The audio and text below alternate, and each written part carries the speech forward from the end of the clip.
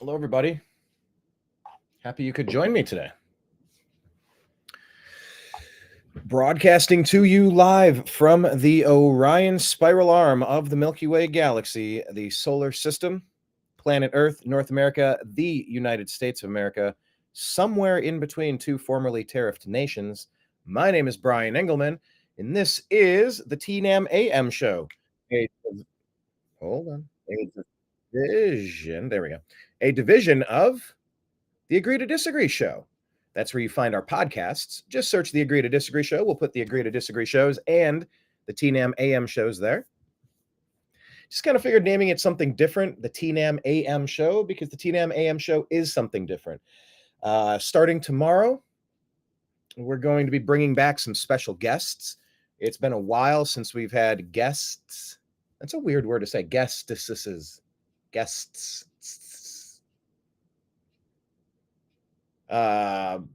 Special appearances. That's a better word. Tomorrow, well, just take a watch. And if you haven't seen our archive, go back and look at some of our 1,700 videos and some of the 1,700 guests. It's a strange word. It's bugging me today. Guests.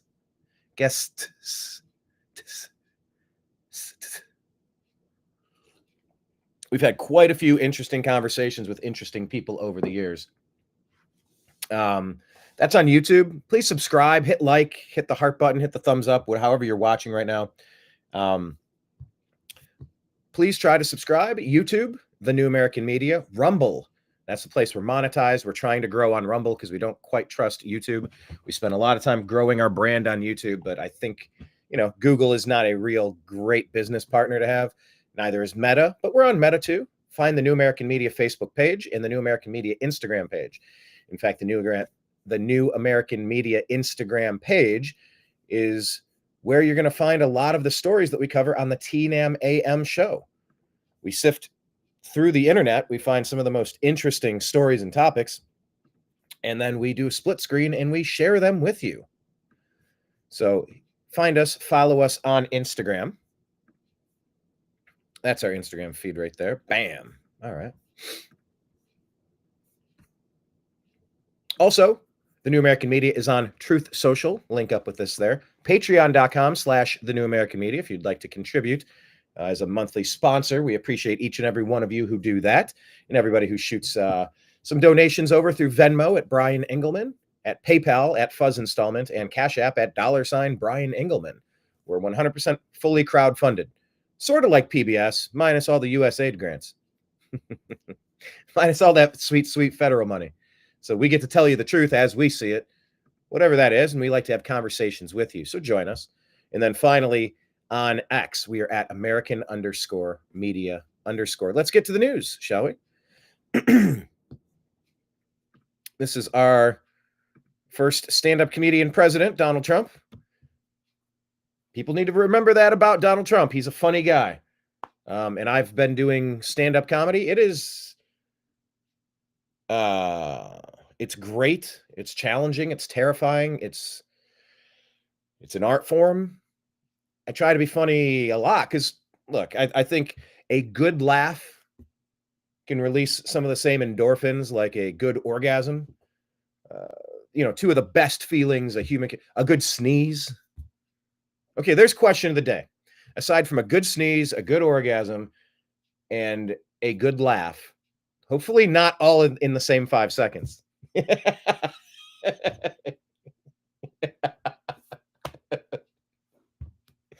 By the way, this is my litmus test. If something I say cracks me up, I feel like there's something there to work on for a joke. And that just cracked me up. But that is a question of the day. What's another sensation that's similar to a good sneeze, orgasm, or laugh?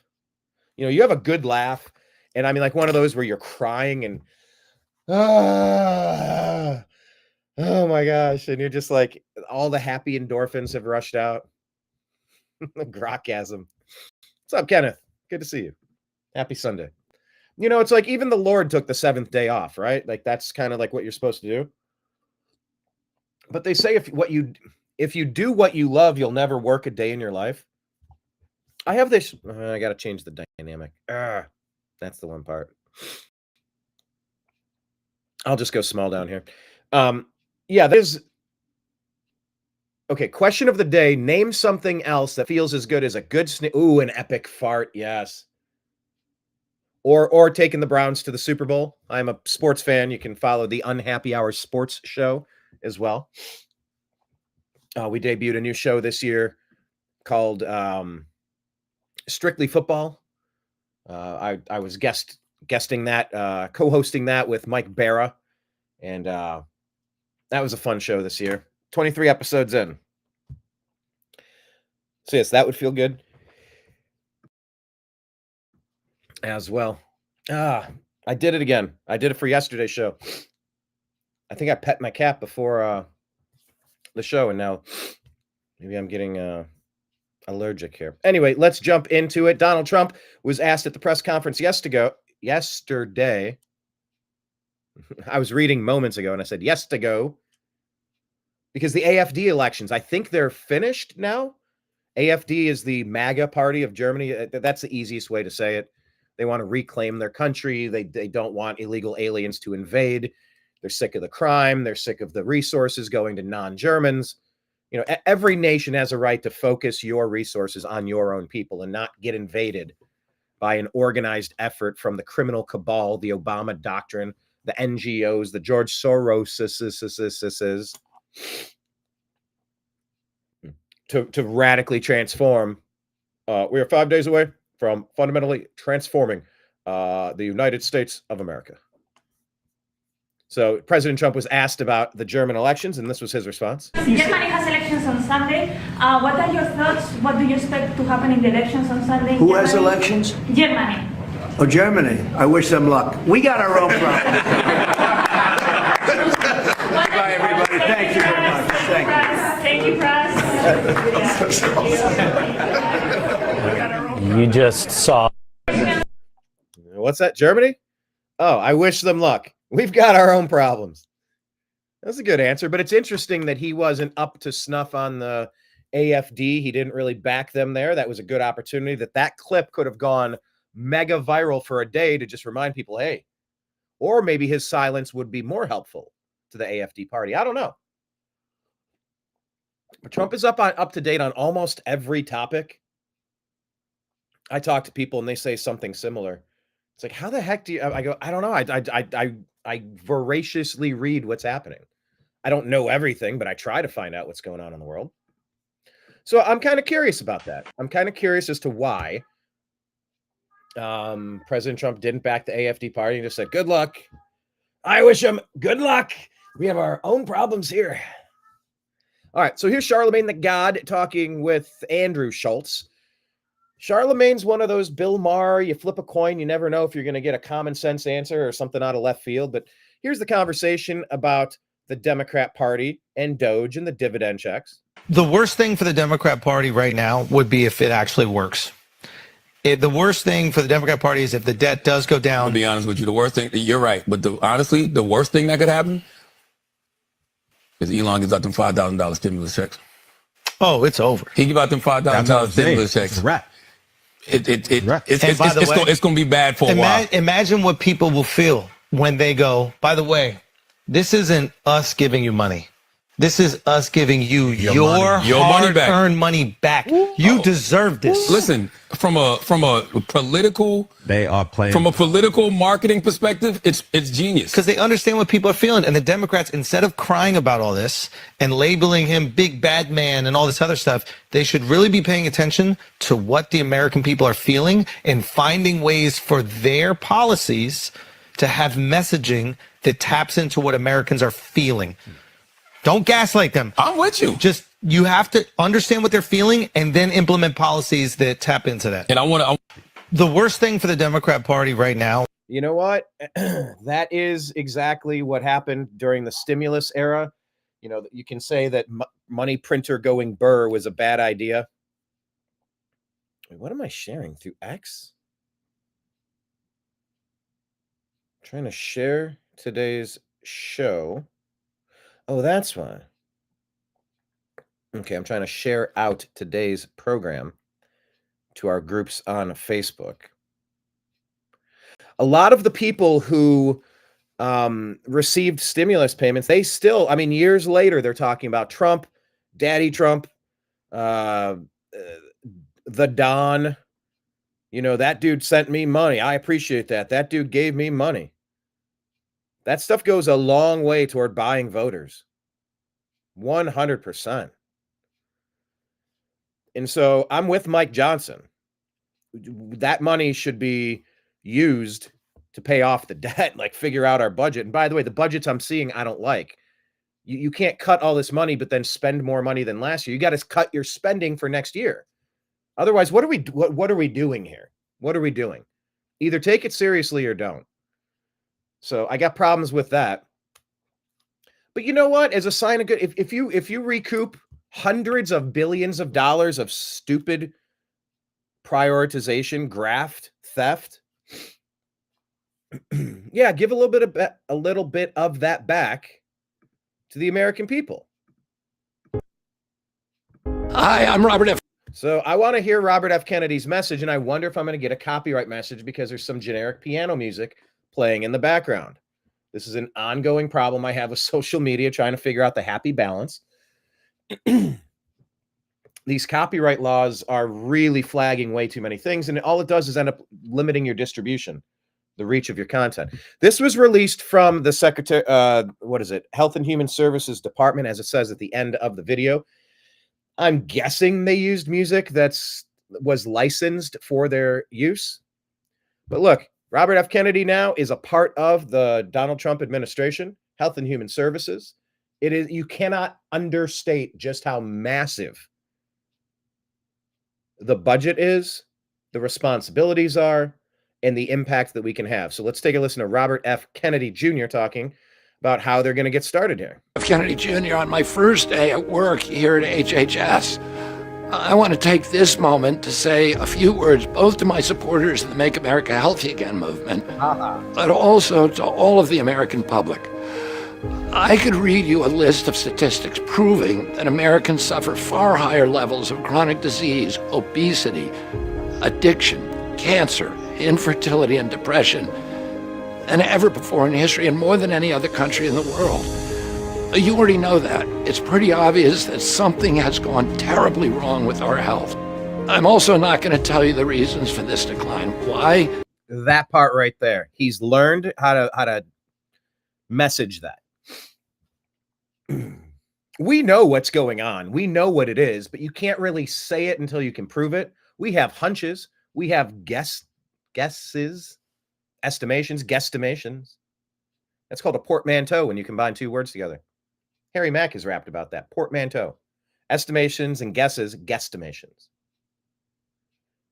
But this is good. We can't tell you why, but we are going to research everything with double-blind placebo studies.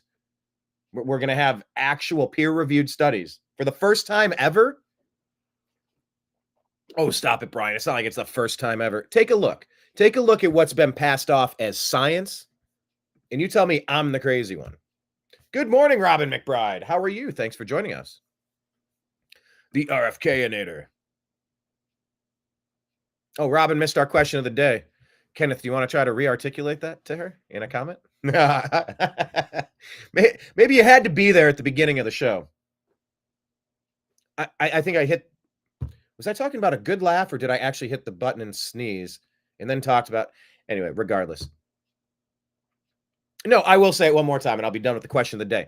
Aside from a good sneeze, an orgasm, or a great laugh, what's another feeling that gives you that rush of, oh, this is the best 5 seconds ever? And yes, Kenneth, you said, what did you say? The first bite of Fruit Stripe gum? Oh, my gosh. The first 10 seconds of Fruit Stripe gum was incredible. Now, don't let Bobby Kennedy see you eating the Fruit Stripe. Fruit Stripe. That's got red dye number 6, red dye number 20, orange dye number 53, yellow dye number blah. Probably tastes great, probably isn't great for us. Okay. Yes, here we go. Back to RFK Jr. He's very smart in his messaging here because now I'm not going to say what is causing all these problems, but we are going to take a look at everything we can to make America healthy again. Because neither I nor anyone else can be certain. But what I will tell you is that we are going to find out and we're going to do something about it. My commitment to you is that we're going to make chronic disease our top priority. In our first 100 days, we're going to examine every possible contributing factor to the epidemic of chronic disease. We will leave no stone unturned. We're going to listen to the experts and to the dissidents. We're going to listen to insiders and to the whistleblowers. We're going to listen to the doctors and we're going to listen to the moms. We will examine our food, our medicine, our water, our lifestyles, and our environment, everything that goes into Americans' bodies. I promise you that I will enter this inquiry with an open mind and a willingness to be wrong. And I ask that you join me in that. That's how we're going to build unity in this age of political division. We have to find something we care about more than being right, more than political advantage, and more than financial profit. The health of our children is a higher calling for all of us. And here's another promise. We're going to usher in a new era of transparency in all of our health agencies. There's going to be no more hidden conflicts of interest, no more secrecy, no more profiteering from the substances that we're supposed to be regulating. We're going to earn the public's trust with honest, unbiased science. After we get clear on the causes of chronic disease, we're going to take action to reverse it. I know that many of you have lost hope. I know that many of you take these chronic conditions as a normal part of life. Oh, it doesn't have to be that way. I know that because it wasn't that way when I was a kid, and it doesn't have to be that way tomorrow. All it takes is to unify our will to get serious about solving this problem. President Trump has made it one of his top priorities, and I promise to do everything in my power to carry it through. And all I need is your help. Produced by the U.S. Department of Health and Human Services. Hi, I'm Robert F. Kennedy Jr. That whole clicker of ding, ding, ding, ding, ding, ding, ding, ding, ding at the end. Those are all of the divisions. I believe that's what that is. He controls the budgets of all of these things now. We are about to see sweeping change across this country at the borders, in our food, in our air, in our water, in foreign policy, in spending, in accountability, transparency. It feels like we've been under occupied rule my entire life. Everyone, if you get in their little club, it's a little club, and you and I, we ain't in it. I got to work on my George Carlin. This is the most optimistic we've been in our entire lives. Mega. Whoop, hold on. Mega and Maha. I try to leave comments, leave little breadcrumbs across the internet when we watch the videos. What we posted here in the comments was, where did it go? Huh? I don't see where the comment went. Oh, there it is. These priorities sound 100% better than we had before under the third shadow Obama term of that puppet Biden. This is the most optimistic we've been in our entire lives. I love the messaging. It's go time. Very exciting. So is this really happening now? Like, what is going on?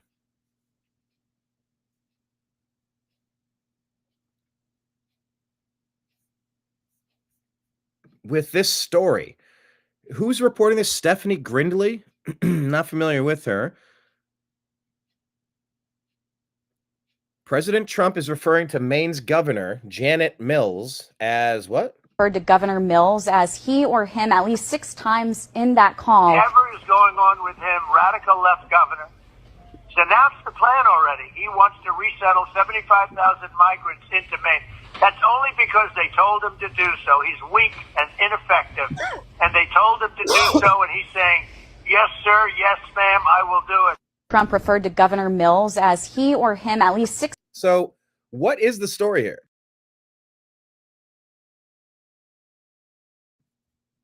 What is the story? This is the Maine governor, you recall, was President Trump singled this person out and said, you're going to abide by Title IX, all right? You're going to keep the men out of the girls' sports. And she's like, I'm going to abide by state and federal law. He goes, well, I am the, he stopped himself. He's like, I am. He goes, well, we are, he said something like that. He's like, I am, or we are the federal law. So if you don't abide by that, we're going to withhold our funds. She goes, I'll see you in court. He goes, good. I'll see you in court. That'll be the easiest win ever. Why is this person defending men in ladies' locker rooms, men competing against women in sports? And it's been asked, is this person a he? Dressed as a she?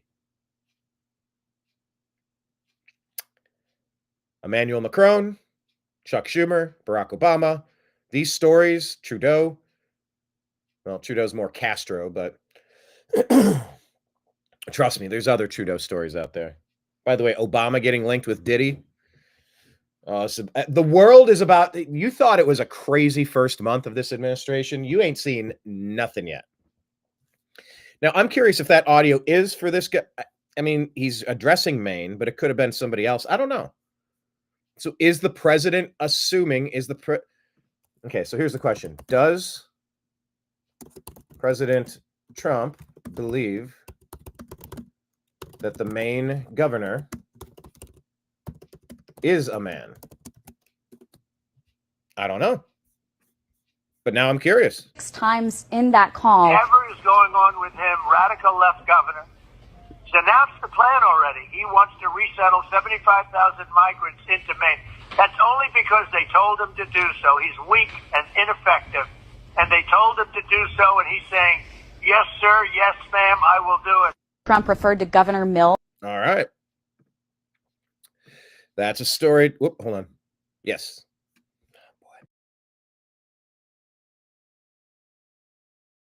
I'm going to take the advice of my allergist, and I'm going to switch shirts. That helped me a lot yesterday. So I'm going to follow this story. Does President Trump actually believe that that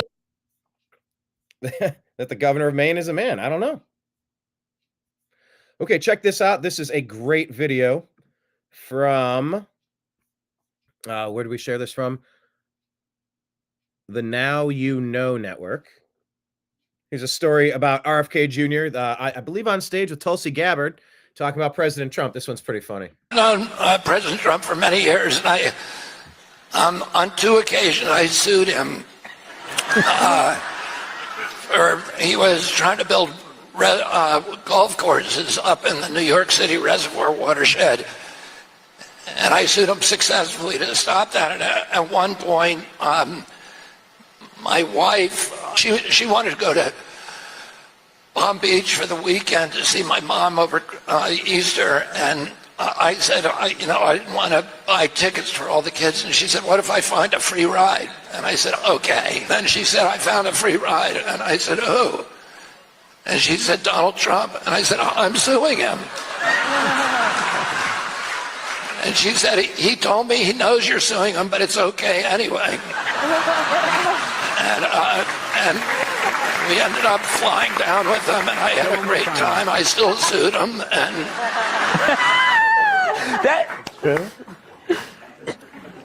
it's such an interesting story because you kind of separate the friendship from the legal stuff. It's like, yeah, you sue me, I get it, that's what you do. Yeah. But I'm not, like, you want to use my plane, fine.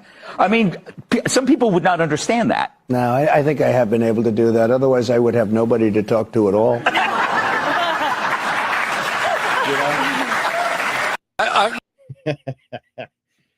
That's just a funny counterpoint. Yeah, it's as RFK comes in, it's interesting to have these little backstories. How did the friendship? How did the the mutual respect? Where did the mutual respect come from? And look, President Trump has to cut deals, has to make things happen, and be very pragmatic with a lot of world leaders. You don't need to love a world leader to try to work with them. I don't need to agree with everything a guest says or does to have them on the Agree to Disagree show. I'm going to be bringing some very controversial guests in. And what does that mean? I don't know. It's the human condition. Everybody has their opinions. You don't have to agree with them. You can agree to disagree. That's fine. But let's have the conversation about it. Let's unpack what there is to say about these topics. Trying to lock in my date with the best day and time to bring John B. Wells from Caravan to Midnight in. He sounded optimistic and looking forward to a chat. He was one of my favorite guests for, I don't know. It's like the New American Media and the Agree to Disagree show have had seasons. Up until about 2017, 18, maybe. I was working on a show with John B. Wells with the BBC. We ended up not doing that show. They went for lean back television instead of lean in television at a time that we were working on a conspiracy themed show. Adam Kokesh, he and I went to the steps of City Hall in Los Angeles, calling for better homeless efforts. And I just really drilled down on the fact that outside of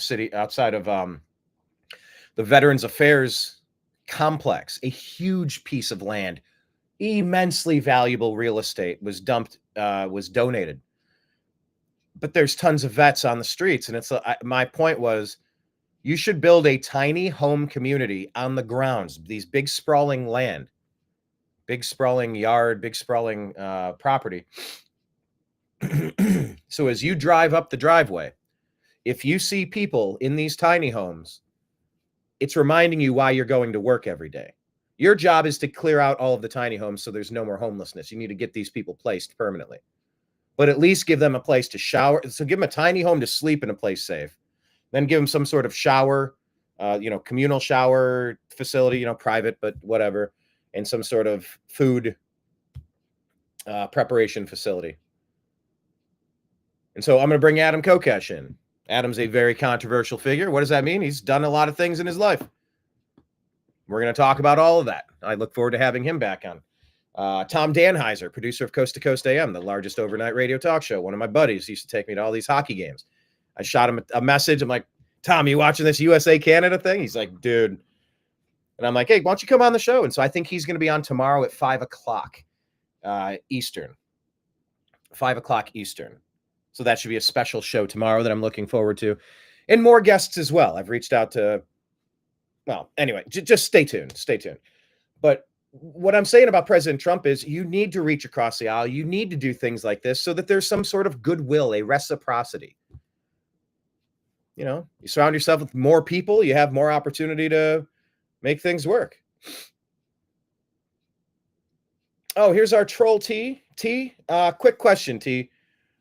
Are you on USAID payroll? Is that why you show up to leave comments? Do you know us personally? Do we know you? What is the reason that you show up to a show that's fairly pro-MAGA to kind of copy-paste these things? Are you on payroll from like a Soros organization? And we're one of the shows that you regularly troll? What brings you back every time we broadcast? Are you a real person? Because what I'm looking at here, this is like copy paste. T, to prove that you're a person, what was your thought on that story there with Bobby Kennedy taking President Trump's plane? What did you think about that moment? Specifically that moment. Leave me a comment about that.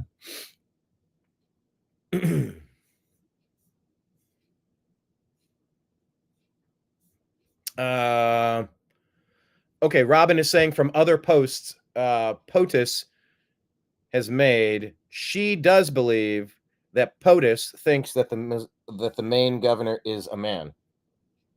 Well, all right then. Yeah, I'm interested in that story now. Yeah, is Mr. T Mr. Roboto? T, are you a male or a female? Or is that a question that you don't choose to answer? All right, next topic. Hey, here we go. All right, here we go. This is good messaging. I will read T's comment now. Something that T copied and pasted from the Tides Foundation or Act Blue. Somebody paying you to drop these comments in, or it's just an automated bot that shows up once we've been broadcasting. 25 minutes, 29 minutes. T is saying nobody is getting a free $5,000 check Trump rubes. Rubes. You were tricked into becoming socialists for no reason.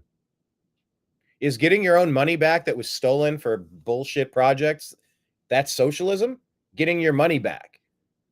It's like, hey, look at all this stuff we saved from going out the door. Here's a piece. Don't you like us continuing this? 1 for you, 4 for us. And the 4 for us, Trump was saying another one of those should go to pay down the debt. Well, what are the other 3 doing? That's adding to the budget. I'm not sure I'm a big fan of that. Find your free handout elsewhere. Free handout. Your own money back. Saving money that was being money laundered to organizations that hate America and American values. Conservatives, Republicans, libertarians, normal people would never write a check for $5,000 to fund any of this. And so you're saying find your free handout elsewhere. I don't think you're following the point of that. It's not coming from a felon.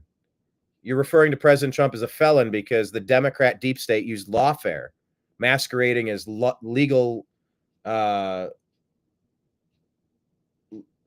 masquerading as the justice system to indict Trump as a felon. So you call him a felon because of what?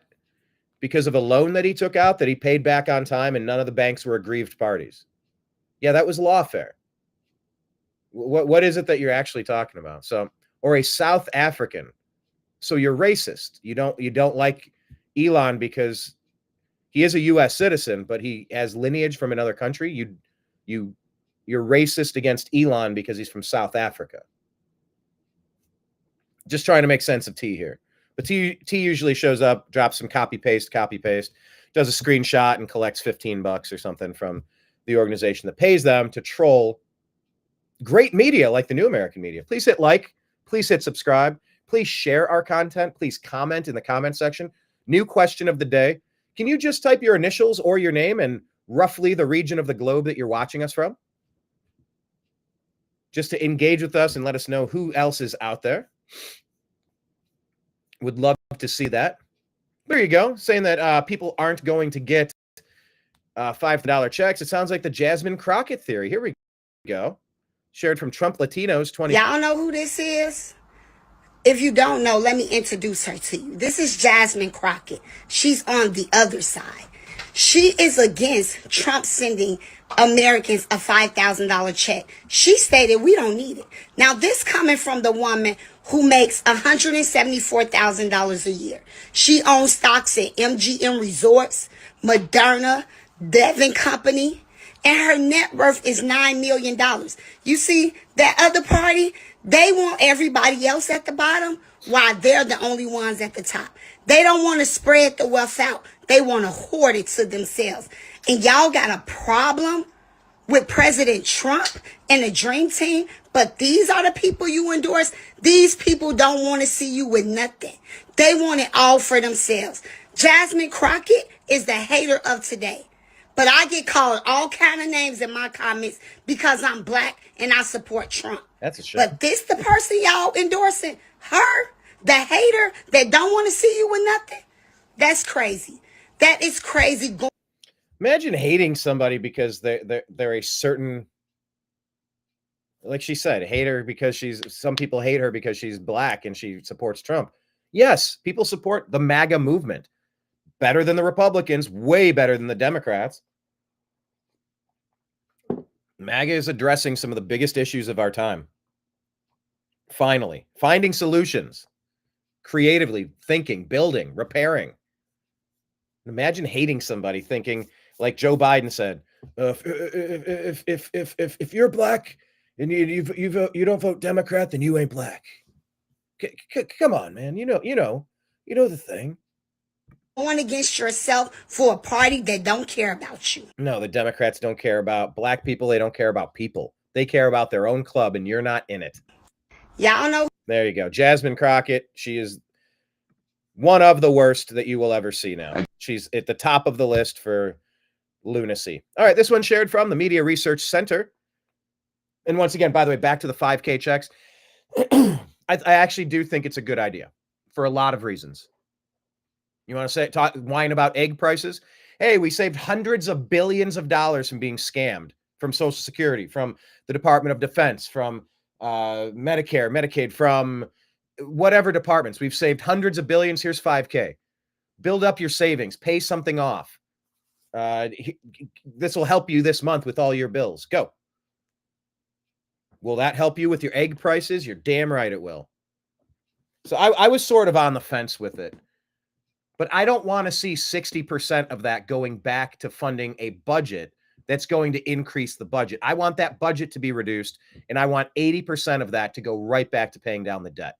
I do not want to use it to expand the budget. Now, I do understand that the budget process, it's a little more complicated than I fully understand.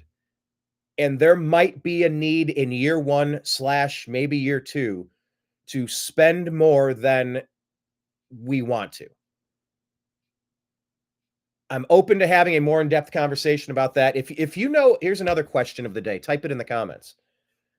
And by the way, when I ask you to do a question of the day, if you could leave a full sentence, kind of typing it out so like I'll know what we're talking about. People answer comments like in just little bursts. But if I can't read it as a full sentence, I don't even know what you're answering sometimes. But is there somebody out there who's hyper fixated on the Senate and House, the budget? We want one beautiful bill, one big, beautiful bill. Is there someone explaining the process of why we might need to raise the debt ceiling because of what happened before, even though we don't want to raise it moving forward? Is there a great person out there doing a great podcast, or is there a link to a show you could reference? Because I'd like to study that topic a little bit more, because my gut's telling me you're saving all this money. You want to give us a little bit of money to shut up, but I want the budget fixed. You know, there's no point in saving all this money if you're just going to spend it on other shit. It's like, no, I want my pet projects, but not their pet projects. That's how we get in this spot. How about no pet projects and pay this stuff off? You know, I did also see, what if we find that the United States, Fort Knox, has more gold in it than we anticipated? And what if we could just snap our fingers and that debt's gone? How would that change the perception of America? A lot, actually. So here's a conversation on CNN. Representative Tim Burchett discussing Doge. Look at this face. Look at a resting CNN face. She is not happy. Look at that face. Here you go. Here's a good conversation about Doge and cost cutting. Again, you're upset about you're attacking the message carrier, not the results. You talk about nuclear secrets. You had a person who was in charge of nuclear secrets, a man who dressed up as a woman, would go into the airport and steal women's luggage, was overseeing those nuclear secrets under the Biden administration, and I never heard y'all say a peep about that. Again, man, I don't know anything about that. I'll be transparent. Elon Musk. That's a lie that she does not know anything about that. What was that guy? Sam something? Sam stole women's luggage. What's that guy's name? Sam Brinton. Everybody knows who this dude is. Working with the nuclear agencies, an energy official. Everybody knows that story. Stop it. She's pretending she doesn't know that story. All right, let's go back and share the Instagram feed. Here we go. You need to look. Because the host is saying, well, Trump and Elon are cutting too quick, too soon, too quick. Look at all the airline problems. Airline crashes, according to the FAA statistics that I was looking at, show that January were down. The numbers are actually down, but they're trying to blame anything they can, blame everything in the world on Trump that they can. It's pretty ridiculous. And like, well, what about the nuclear codes? What if we fire somebody who knows nuclear stuff and then we need it, or like then it causes a problem? And like, did you see the last administration's handling of the energy department, the nuclear stuff? You have this dude in dresses stealing ladies' luggage and then going to events wearing the stolen luggage clothing. Yeah, it's an upgrade to cut the waste. You know, you're supposed to always be filtering through your lower 10% performers and bringing in fresh talent to see who rises to the top. But she's trying to make it like, oh, our nuclear capabilities could be degraded. Oh my gosh, nuclear. Oh, you mean like the nuclear World War III that Joe Biden under Victoria Nuland and Barack Hussein Obama have been pushing to try to get in the United States and NATO involved in a potentially nuclear World War III with Russia? So spare me your melodrama over nuclear concerns, lady. It up. It's all over the internet. It's all over. He was uncharged. But the question is, this is unrelated to the people. He was in charge of nuclear secrets, and she's like, "That's unrelated. That unstable person, that thief. No. Don't. We can't compare this administration to the last administration. That's unrelated." People overseeing nuclear weapons being fired, and Elon Musk himself said, "We're moving so fast. Of course, there will be mistakes." The question is, some of these mistakes are really high stakes. Accidentally firing people overseeing nuclear weapons. Do you see that point? Humans will make mistakes, ma'am, but currently these are bloated programs. You have everything is bloated. Everything everywhere is bloated. No-show employees that are. And by the way, we're going to get to that. The topic of today's show, the Doge component. What is it you would say it is that you do here to justify your jobs? Oh my gosh, it's an outrage. These government employees, oh my gosh, they have to send an email with 5 bullet points of what you've done this week.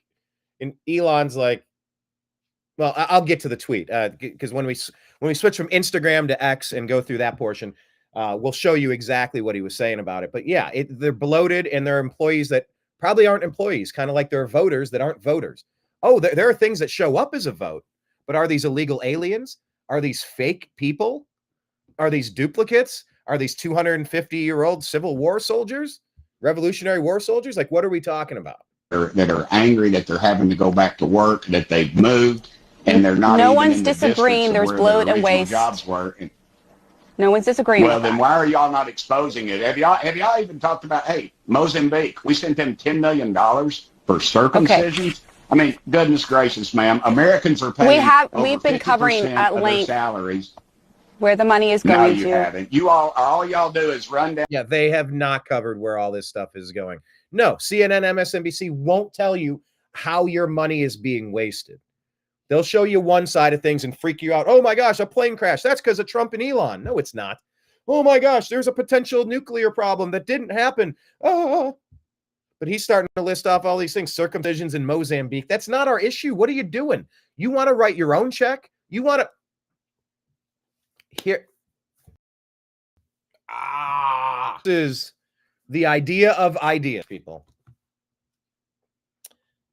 This pen is not working anymore. So I want Doge dividend checks mailed with donation envelopes included. I want a return envelope with all of these mailings, the $5,000 checks. And I want a list, having a no postage needed envelope. And you open it up and there'll be a letter. You open the letter, say, "Dear taxpayer, here is your check for $5,000. This is a small portion of what we were able to stop being money laundered out of the country through what we consider to be waste, fraud, and abuse. Such projects include circumcisions in Mozambique, condoms for Nairobi, and trans operas in Italy, and monkey gambling studies. And I want a list of all of the things and have it on the list. Have a bullet point list of 10 or 20. What the heck are we talking about here? Things. And say, if you would like to donate your stimulus check back to the federal government, we've included a self-addressed stamped envelope. And if you want to check the box of which program you would like to refund, we would gladly do so. I would love to do something like that and actually give them a choice. and chart how many people say, you know what? I don't want this $5,000. I want to make sure I learn more about monkeys gambling on cocaine or something. TBS, Trump blame syndrome. Yes, Trump derangement syndrome, Trump blame syndrome. What's up, Alan? Alan says he's watching North Dakota versus North Carolina State. Be back later. Thanks for joining us, Kenneth.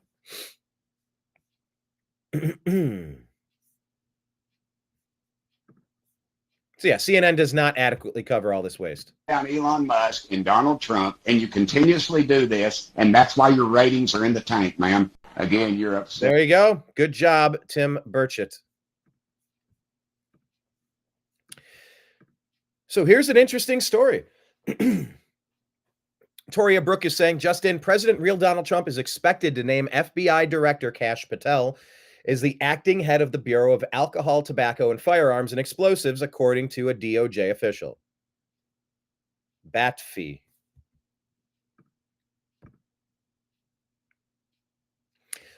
And she also says before FBI Director Kash Patel made his appearance on Thursday, the 7th floor at the FBI headquarters was ordered to be cleared. Also, according to Toria Brooke, preparations are underway for a face-to-face meeting between President real Donald Trump and Russian President Vladimir Putin. Could we have a peace deal sooner than you think? Also, what about Gaza? Donald Trump tweeting out or truthing out, 6th hostage has been released by Hamas. Yeah, let's get everybody back. Everybody back. We posted about Jasmine Crockett, and people want to talk about race. I think race is one of the most boring issues. You say that because you're a straight, white, Christian male. I say it because I don't think it matters. I think culture matters. I think camaraderie and shared community experiences matter. I think health and wellness matter. I think people being cool matters. I don't care who you are if you're cool. And I do not want to be around you if I don't like you, if you're a jerk, if you're not a good person to be around. That's regardless of any persuasion. Cool people are cool. Not cool people are not cool. So here's Captain Common Sense here, talking about this Benny Johnson post. Y'all swore up and down that Donald Trump was going to get rid of Black History Month, and then what happened? Nothing. It's still here. After that, y'all still found ways to call him racist. He don't like black people, yada, yada, yada. So what does he do after that? He invites nothing but black people to the White House for Black History Month. I'm talking about if I was a racist, there was enough black people there to make me uncomfortable. Not 5, not 10, not 15, not 20, a whole bunch more. I'm checking pockets on the way out. But even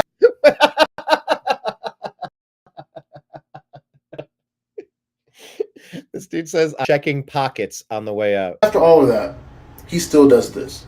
He announces the National Garden of American Heroes will have the following statues of African American icons: Harriet Tubman, Rosa Parks, Billie Holiday, Aretha Franklin, Coretta Scott King, Frederick Douglass, Jackie Robinson, Martin Luther King Jr., Muhammad Ali, and Kobe Bryant. What more do you want from this man? Seriously. Time after time after time again, y'all get proven wrong on this whole racist narrative. Y'all go off of things in the past, like Central Park 5, but that's been debunked several times. Whenever he wrote that article, it said he wanted to protect all families. White families, black families, Asian families, and Hispanic families. What more do y'all need? There you go. And by the way, President Trump said we're going to have a big, beautiful 250th birthday party. It's going to be great. No. Yeah, here's President Trump up at CPAC, laying it out, telling it like it is, people. He was Sleepy Joe, but he was crooked as hell. You know, there's no question. He was a sleepy, crooked guy. Terrible, terrible president. He was the worst president in the history of our country. I don't care, I'll say it. Jimmy Carter passed away recently, and he passed away a happy man. He was a happy man when he passed away, because he said that it's not even close. Joe was the worst, and believe me, I have to clean up the mess. I'm cleaning up the mess, and it is a mess on the border with inflation. Could go over every single thing he touched turned to shit. Okay, everything. It's true. That is one of Trump's best lines. That is one of Trump's best lines. And he uses it often. Everything woke turns to shit. Everything Biden touched turned to shit.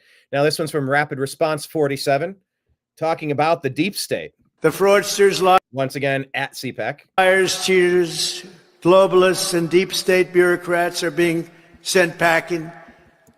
The illegal alien criminals are being sent home. We're draining the swamp and we're restoring government by the people, for the people. For years, Washington was controlled by a sinister group of radical left Marxists, warmongers, and corrupt special interests who drained our wealth, attacked our liberties, obliterated our borders, and sucked our country dry. Not any longer. Yep. The fraudsters, liars. Yep. Sucking us dry like a bunch of leeches. Here's Pierre Polivier. Woke has one purpose. Woke has one purpose, only one purpose. Plenty of pretexts, but only one purpose: control. It is designed to divide people by race, by gender, by ethnicity, by religion, by vaccine status, and any other way that they can divide people into groups. Because why? Then you can justify having a government to control all those groups. No more woke. We need freedom. Woke. No more woke. We need freedom.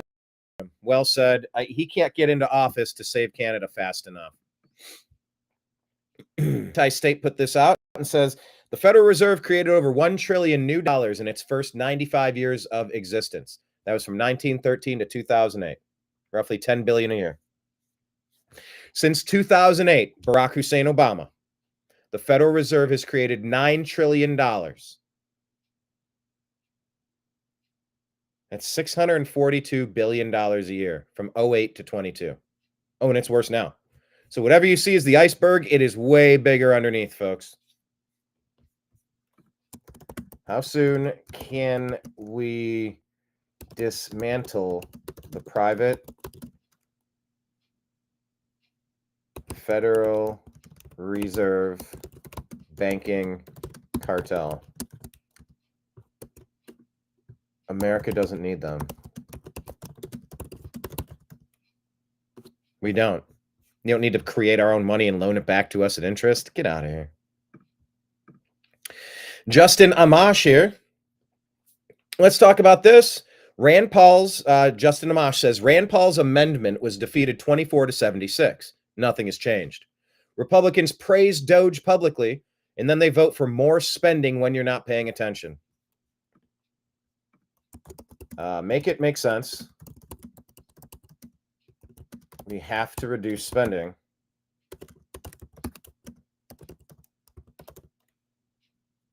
Period. Make it make sense. So for all the Trump successes, why are they pushing bigger budgets? I'm open to having more of a conversation about it, okay? Red, White, and Blondie putting this out. This is an interesting thought here. Oh, doggone it. It's got music. Ugh. I don't even think about music. And then, we can't share your content in certain countries because some random music was playing behind some TikToker's 5-second video. Give me a break. If the music industry was smart, they would just put a link. When that music plays, it would pop a link on the screen with a link to go buy this single off of iTunes. Make it easy to purchase it. Make it easy to know who made the song. When they're coming to a city near you, advertise. Don't eliminate people spreading the message. I'm so over it. Anyway, this post says, I'd just like to know why those teachers are so willing to arm themselves to fight ICE. You've seen that? Oh, you try to come in my classroom. I'll fight you. You have no idea what you're dealing with. But they weren't willing to do it to fight school shooters. And that's a great perspective shift. Protect what's important.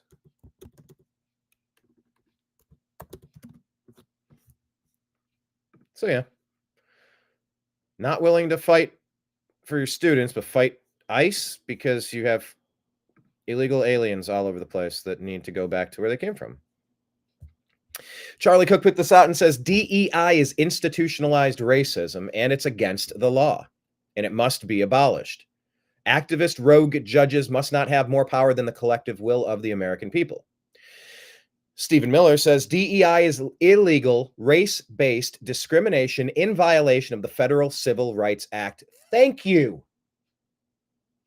A judge cannot nullify the Civil Rights Acts and order the government to award federal taxpayer dollars to organizations that discriminate based on race. Well said.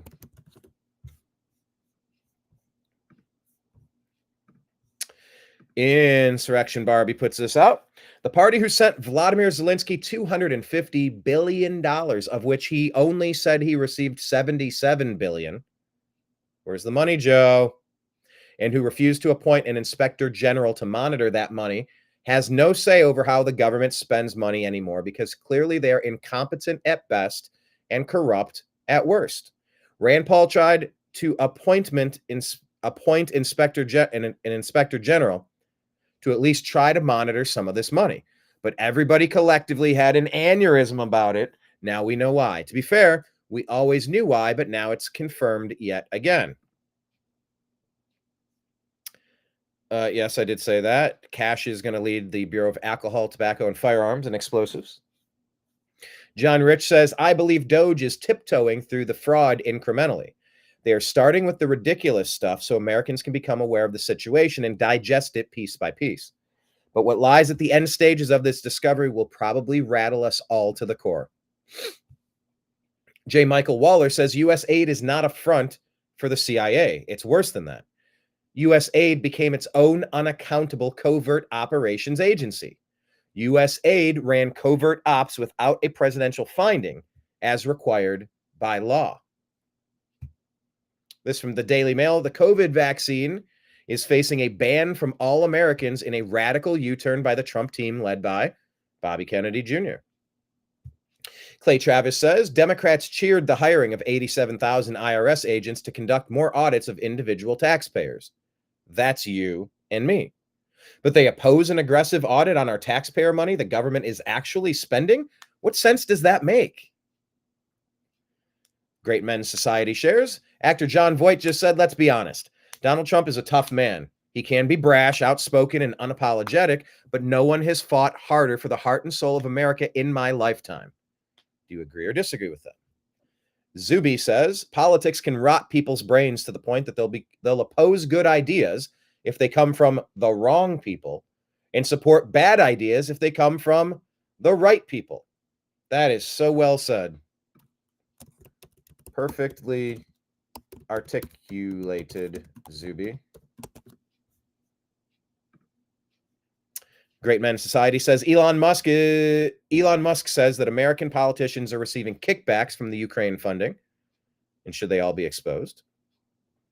Carrie Lake here says it looks like Ruben Gallego, son of a Mexican cartel drug trafficker, wow, and his buddy Alex Soros, the heir of the George Soros money that's been infiltrating America to put district attorneys in that will not prosecute crazy people on the streets, violent people on the streets, just destroying America from the inside out, pumping cancer into our communities with that. I lived in that under Los Angeles. You don't want to be a part of a community that will not lock up their crazy people. Put them in a mental health facility, get them off the street, treat the drug addicted, help the veterans. You cannot just claim Skid Row homeless encampments of random tents and drug use and all sorts of criminal activity as progress. That's not progress. That's regress. Tony Segura here says, we will be providing the Department of Justice with GPS on both of these.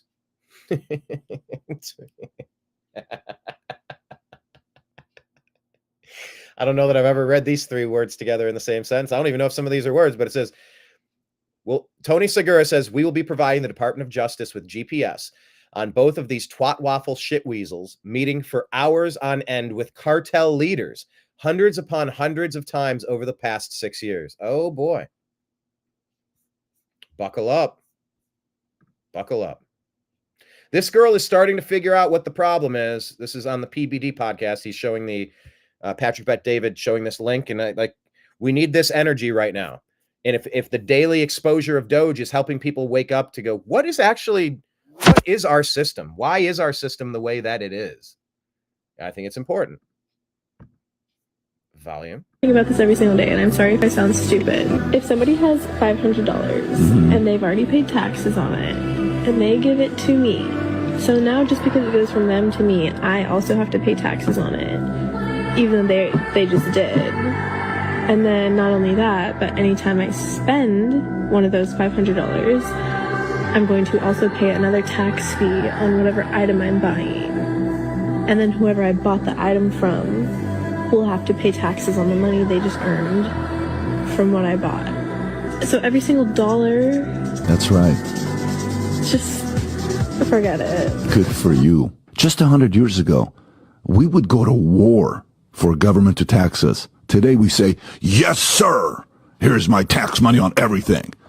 We don't question it anymore. Keep question. Whoever this girl is, keep questioning. I like the direction you're going. No, I say. Yeah. Make it make sense. A little bit here, a little bit there for some of the stuff. All right. But come on. It's hard to get by. It's hard. It shouldn't be this hard to get by with some basics. You want to go above and beyond and go into the frivolous. All right. Well, then there's a level you could enter a different stratosphere where things are more difficult, but the basics should not be this difficult. They should not.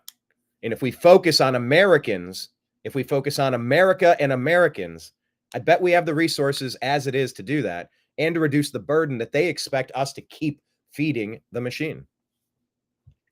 Ricky Lynn here says let me go. I'm getting used to this. I got to read these upside down, I think. Julian's Rum says, imagine working at Tyson Foods, then getting vaxxed so you don't get fired, then getting fired anyways, and getting replaced by illegals who aren't vaxxed. Let me say that one more time. Imagine working at Tyson Foods, then getting vaxxed so you don't get fired, then getting fired anyways and getting replaced by illegals who were not vaxxed. That happened. And that wasn't, like Ricky Lynn says, it's not just for Tyson Foods. This goes for the entire country. Imagine losing your job, being kicked out of the military, being called every name in the book for not getting the vax. And then the same people open the border to millions of unvaxxed. It's all a lie. I'm going to say hashtag never again. Never again. Those are important. Never forgive the Democrats for what they did. Never. Why? Here's an interesting one. Old Guy Not Stupid shared this. I think it's a guy in the corner with his hand on his... an ex-CIA agent speaking about Christianity. Check this one out. Christians. Remember the Soviet Union made a statement that we could control all of our entire population except the Christians. And they had to put them in prison and in gulags. And I remember 1994 when I was in the CIA, we were ordered into a conference room. We all filed in. There's about 30 of us. And our division chief starts off by saying, now don't get mad at me. I'm just the messenger. This comes down from the director of the CIA. You can no longer say Merry Christmas in any CIA office space. You cannot have a manger scene on your desk or on your door, or you will face administrative penalties. And the sad part was only 2 of us, our jaws dropped. Like, what? And the CIA was actively against Christians, and they used DEI as a method to suppress them. And I remember it was Christmas Eve, and I walked out. I thought about this, prayed about this overnight, and I said, oh, no, you don't. So I walked out on New Year's Eve, and I turned around to everybody, and I said, good night, and by the way, Merry Christmas. I'm like, there is a line you don't cross. Well, there is a line that you do not cross, and Jordan Peterson found that line many years ago. And they've been trying to take over the English language and force us into saying and not saying certain things based on that. It's time to change this. Outrage from the CIA populace, and as evil people always do, when they got resistance, they backed off and said, "Well, yeah, bully. What's the best way to deal with a bully? It's about time you get away from my personal space and leave me the hell alone, pal." That's called self-defense. That's not an act of violence. That's an act of self-defense. And if these people are trying to mess with him saying Merry Christmas, and by the way, Merry Christmas, That's an act of self-defense. You're not going to tell me what I can and can't be proud of or ashamed of. You're crossing a line. You're crossing a line. They dealt with a bully. Never mind, but it has been Christianity because the Christians are the only ones that will not answer to tyranny. We believe in God and a higher power, and we will not be manipulated by a tyrannical regime. And that's why Christians are despised around the world, including in this previous administration. My goodness. And going back to Obama, how they attacked. Why Christian? Yeah, Obama attacking Christians. Yeah, around the world. Yeah, Christians are in the way of the evildoers. Huh. Interesting. Here is Dave Smith talking about Doge and the weird freakout shared from Dissident Pulse. So if you listen to the corporate media, you would think that the crisis is that these guys are taking a shredder to government, right? Like what this pretend reporter lady just said. They're trying to destroy government. That's the real crisis here, Rob, right? Is that government is way too small, right? The real crisis is that government employees are scared. They're not going to get their new paycheck. Well, here is what the real crisis is.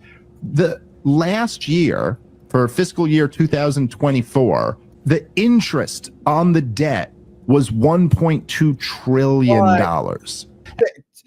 Stop. That is beyond bankrupt. That is not just unsustainable. That's not even, that's weekend at Biden's, weekend at Bernie's. That is, you're done as a nation.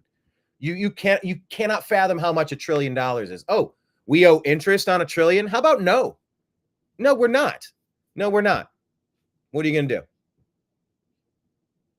What they do last time? What are they going to do next time? $1 trillion in interest. I'm sorry. At that point, you loaned too much money out. You know that you couldn't recoup that. That's insanity. And that number is going up. It's going up no matter what anybody does. So we have now entered the stage of a debt spiral. Well, just to make this clear, right now and going forward, even if Congress balanced their budget, which is a pretty huge if, we're still running $1 trillion plus deficit. Even if they balanced everything else, the interest on your debt is bigger than the GDP of most nations. And while that's going on, they're freaking out about the prospects of theoretical cuts to government spending. Let that sink in for a little bit. Yeah, get a grip, people. Put it in perspective. And here's Pam Bondi talking about Alcohol, Tobacco, Firearms Agency. They're targeting gun owners. Man, it's nice to have normal, good people in charge again. Said that what you found at the Department of Justice was worse than you thought that it could possibly be. Let me ask you, what was worse? What surprised you? And the bigger question, can you fix it? Well, we're going to fix it. That's the directive from Donald Trump. We will fix it. I always thought that the worst part was within the FBI, John, but it's throughout the Justice Department. It's throughout the administration. I mean, look even at what Elon Musk has been uncovering with all the different departments, USAID, Treasury, everything. I've been working with all my counterparts. I mean, the fraud, the waste, the abuse. But we also, yesterday, I fired the general counsel from ATF. These people were targeting gun owners. Not going to happen under this administration. You said that what you found at the Department of Justice. Good. I mean, to get rid of all the bad people and put better people in, that is such a win for humanity. Clint Russell here on the Liberty Lock podcast. Check out when I interviewed Clint Russell on our Rumble account and YouTube. Hit like, hit subscribe, however you're watching. Make sure you're following the New American Media on Facebook, Instagram, Truth Social, Rumble, YouTube, at American_media_ on X, patreon.com/the New American Media, and on Telegram and Signal at TNAM and TNAM Chat. Clint Russell says if Thomas Massie replaces Mitch McConnell in the Senate, it would be as if Ron Paul replaced John McCain back in the late 90s. It's hard to overstate how important it would be having Mike Lee, Rand Paul, and Massie all in the Senate at the same time. Wow. Mike Lee, Rand Paul, and Massey in the Senate at the same time. With the Republican margin, what a great trio. With the Republican margin being so close, 51-49, we would have 3 legit America First representatives dictating every vote on the margin.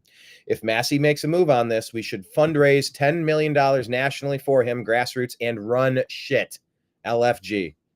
Yeah, I think they're trying to go for Daniel Cameron. I don't think I'm sold on Daniel Cameron. I don't think I'm sold on Daniel Cameron in Kentucky. Replacing Mitch, though. Oh my gosh, that is so necessary, so overdue. a Gilligan dollars. There's a joke about a Brazilian. Something about the I wish I could remember. I wonder if let me type it. Joke about a Brazilian.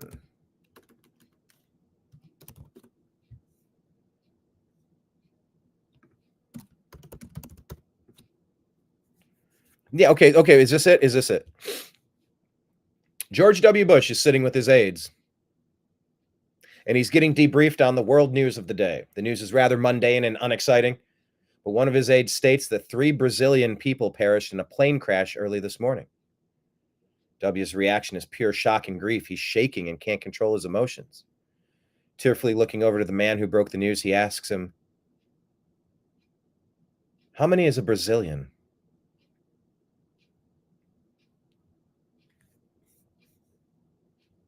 That is a good joke. I love that one. I love that one. All right. Let's go to the TNAM profile on X. Carrying through today's special Sunday episode. They say you're supposed to take Sunday off and have a day of rest, but I enjoy this. So, and I already had the show all queued up because I go through what we put out on Instagram and what we put out on X. So it's not a ton of additional research necessary on my part. So I do enjoy this. Oh, this is the part of the day where I play a 40-second clip. I'll share this tab instead. This is our documentary, Hurricane Helene, Help on the Way. Blake Wally and I went to North Carolina with Grizzly to put this together. Please like this content. Please share this content. Oh, I do need to put in the donation links in the text of the file, but it is listed at the end of the video if you want to help Grizzly or Blake or myself for to assist us in the costs expended on creating this. But here you go. Here is the project. It's just a little intro to get you to watch it. Kenneth probably knows it by heart. He could probably repeat the lines. He watches it, knows it just like I do. There was no notifications going to your phone, like an Amber Alert, like evacuate. I get alerts from Denny's. There actually was a bunch of houses right here that are here now. You can see, look how big the river is, like the riverbed. Holy, look at this Dollar General, bro. It blesses your heart to see the way people have come together. Yeah. I heard like 4 different people talking about like how everybody's just worried this initial hop's gonna die away and people are just gonna forget about it, and really none of these communities can afford to be forgotten. So please check that out and share that, please. We would like more people to watch that. I think it's a pretty good project. It's an important cause, you know, because look, if we don't look after our own American brothers and sisters when they're in trouble, we're in trouble because we could be next, and we need sometimes people to look out after us. So please check that one out and share that. All right, Lady Patriot here. Do you agree or disagree with what she's saying? She says the term illegal alien is not a pejorative. Everyone in the United States is either two things. It's binary: a citizen or an alien. Alien being a foreigner. Every citizen is either natural born or naturalized. Every citizen is either natural born or naturalized. Every alien is either legal, a legal foreigner, or an illegal foreigner. Legal residents are legal aliens. Illegal residents are illegal aliens. All right. Yeah, that seems pretty straightforward. All right. So, AFD is anticipating gains in the German election amid policy debates. This one here, thousands of voters are sharing photos of themselves voting for AFD on social media. AFD looks set to go much higher than the pre-election polls. All right, we'll see if that turns out. Inevitable West says, breaking 1 hour until polls close in Germany. That was 3 hours ago. So do we have the results? I'm looking for results. Hopefully we'll have results by tomorrow's show. Brian Cates here, political columnist and pundit, says, I once had a job that involved taking sharp metal bits, placing them exactly so inside of an engraving machine, and then putting names and designs on very expensive pieces of brass and other metals. If I messed up the job, it cost the shop money. The details were very exact, and we engraved metal pieces in that shop several times a week. I laugh at people who are complaining about having to write a short email about what they did over the last week in the job for which taxpayers are paying them. That should be one of the easiest things ever. So what the hell are they complaining about? Now, that is in regard to this. HR, please reply to this email with approximately 5 bullets you accomplished last week and CC your manager. Please do not send any classified information, links. Deadline is this Monday at 11:59 p.m. Eastern, at the end of business, or at the end of the day on Monday. Libs of TikTok says, there we go. Literally takes 2 minutes to respond. Reporting to your boss about what at work is very standard. Why is this so controversial? Elon says, the reason this matters is that a significant number of people who are supposed to be working for the government are doing so little work that they are not checking their email at all. In some cases, we believe non-existent people or the identities of dead people are being used to collect paychecks. In other words, there is outright fraud. And that was one of the main topics of today's show. Elon's office space. Send an email to explain what you do here. This is not controversial. This is not a big ask. You know, I've worked remote sales jobs. And, you know, what is sales? Sales is one of two things. It's really hammering emails and phones, or it's going out in the field, knocking on doors and setting up appointments and going to appointments, or some combination of that. What I would do is compile a list of, you know, here's some of the top most promising leads. I called it the MPL list. Here's some of the most promising leads. Heard about the one about the braless Brazilian? Bravo. Bravo. Balderdash. Bravo. And you'd send a list of, hey, you know, look, I spoke to this person at this college. They said that the contract is up in May, so we're putting a proposal together for January. I'm gonna send it in a week, and I'm gonna follow up on February 7th. You know, they'll know on March 1st if we can get the contract. So, you know, you just give them some quick bullet points. I'm doing this. I'm doing this. I'm doing this. Here's what we did here. Here's what we did there. Here's what's going on.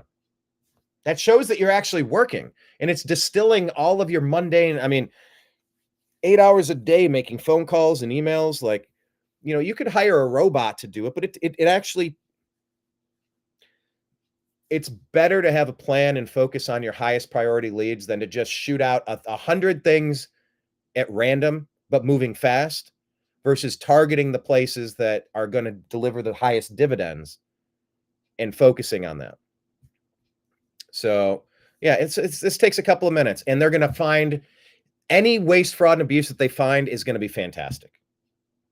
So anyone freaking out about this, you really have to question them. I want Bobby Kennedy, RFK Jr., focus on TDS mental health. The brainwashed. How do we unbrainwash the brainwashed? How do we do it? I would love to know. Spencer Hakimian said, posted this. You know, this is a billboard image here. Where is this? What is that weird white car? Look at that. I don't even know what I'm looking at.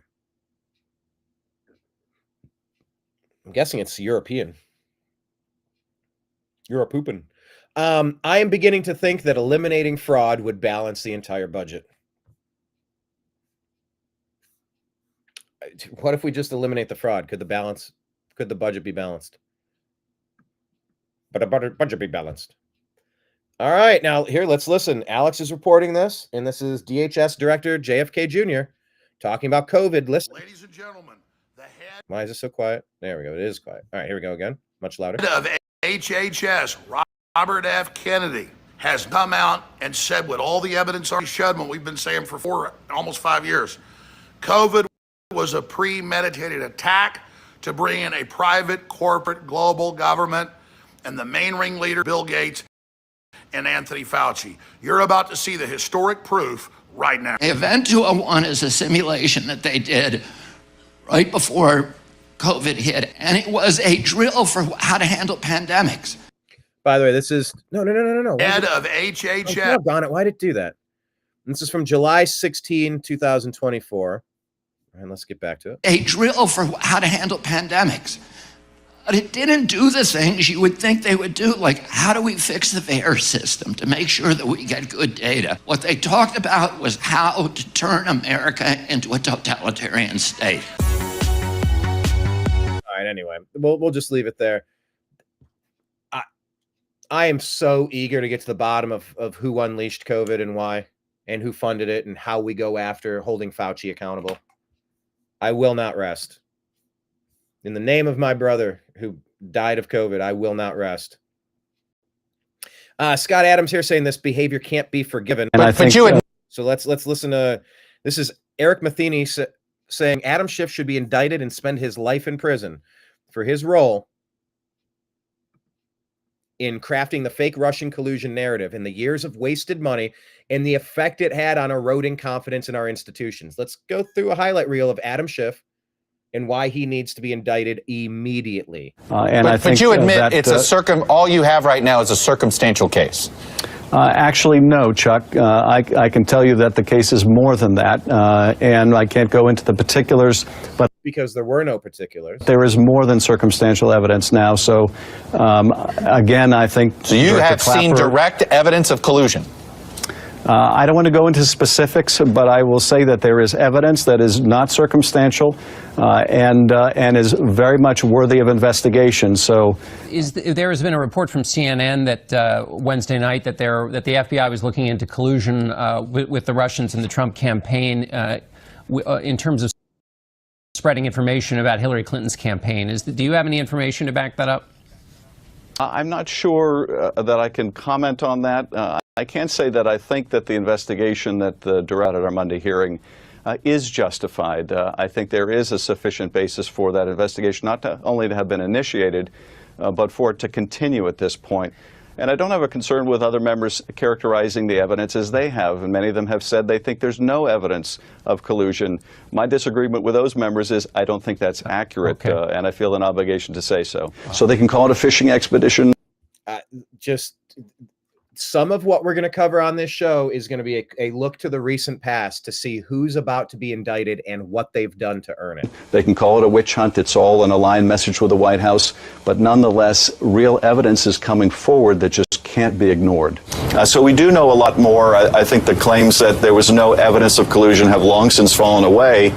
The question now is, what is the quantum of proof here? That Christopher Steele may have found out even before our own. The Steele dossier, the one paid by Fusion GPS and Perkins Coie and Hillary Clinton and the Democratic Committee. That's hilarious. The one that they used to get the fake FISA warrants to spy on Carter Page and then get everybody in Carter Page's phone spied on, including President Trump. That was the point. And he's out here referencing these fake reports that he knows are fake. He's out here selling the narrative. He is the spokesperson for the deep state. He is the deep state representative that has to be held accountable. Intelligence agencies that the Russians were in fact aiming to help Donald Trump in the election. That has now been borne out by ample evidence. I think you see the most palpable evidence of a collusion in terms of violating the Logan Act. Yeah, what you have is a collusion to stage a coup against President Trump. That sounds like treason to me, buddy. Look, I don't think you can seriously argue that the Russians weren't trying to help Trump and hurt Clinton, as well as sow discord in the United States. The evidence. By the way, I think what they're referencing is that there were some groups that bought a couple of goofy ads that had no impact on the election. It's insane that they turned this into a mountain from the molehill that it always was in an effort to stage a coup, to commit treason, to remove the duly elected president of the United States. This is quite overwhelming on this. It was the early conclusion of the intelligence community, but that's only been furthered by all of the evidence we've seen in our investigation. And put out a statement and a report basically saying that they found no evidence of collusion between the Trump team and the Russian government. Have Democrats found any evidence of collusion? Yes, we have. Can you agree that there has been... I remember watching him day after day, all of these over the years, 17, 18, just flat out lying over and over again. MSNBC, CNN, the fake news, the ABC, CBS, NBC, just pushing their propaganda nonstop. Been no evidence of collusion, coordination, or conspiracy that has been presented thus far between the Trump campaign and Russia.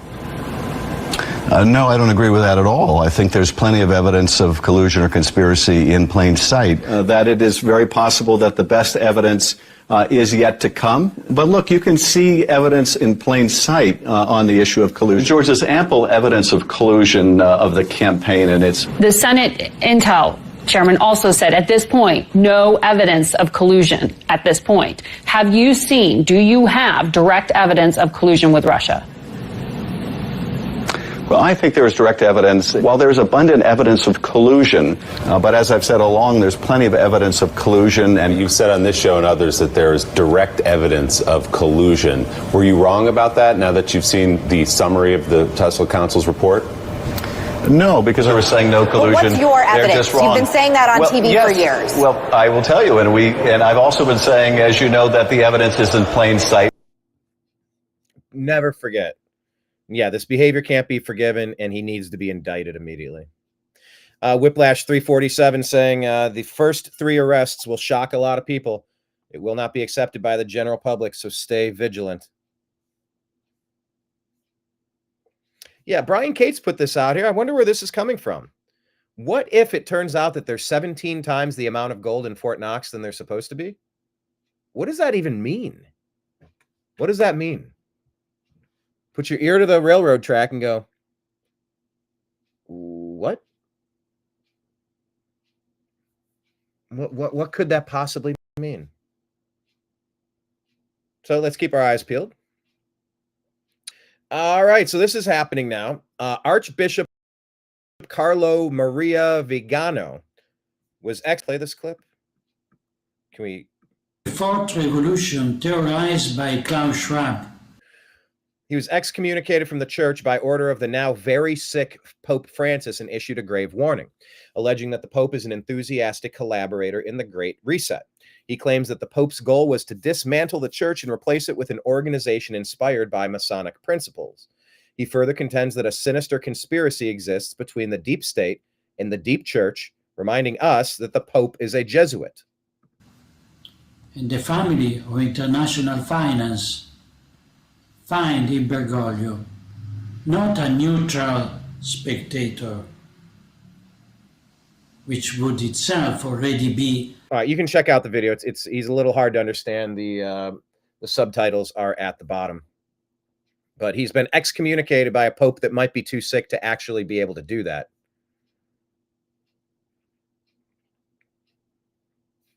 Yeah, anyway,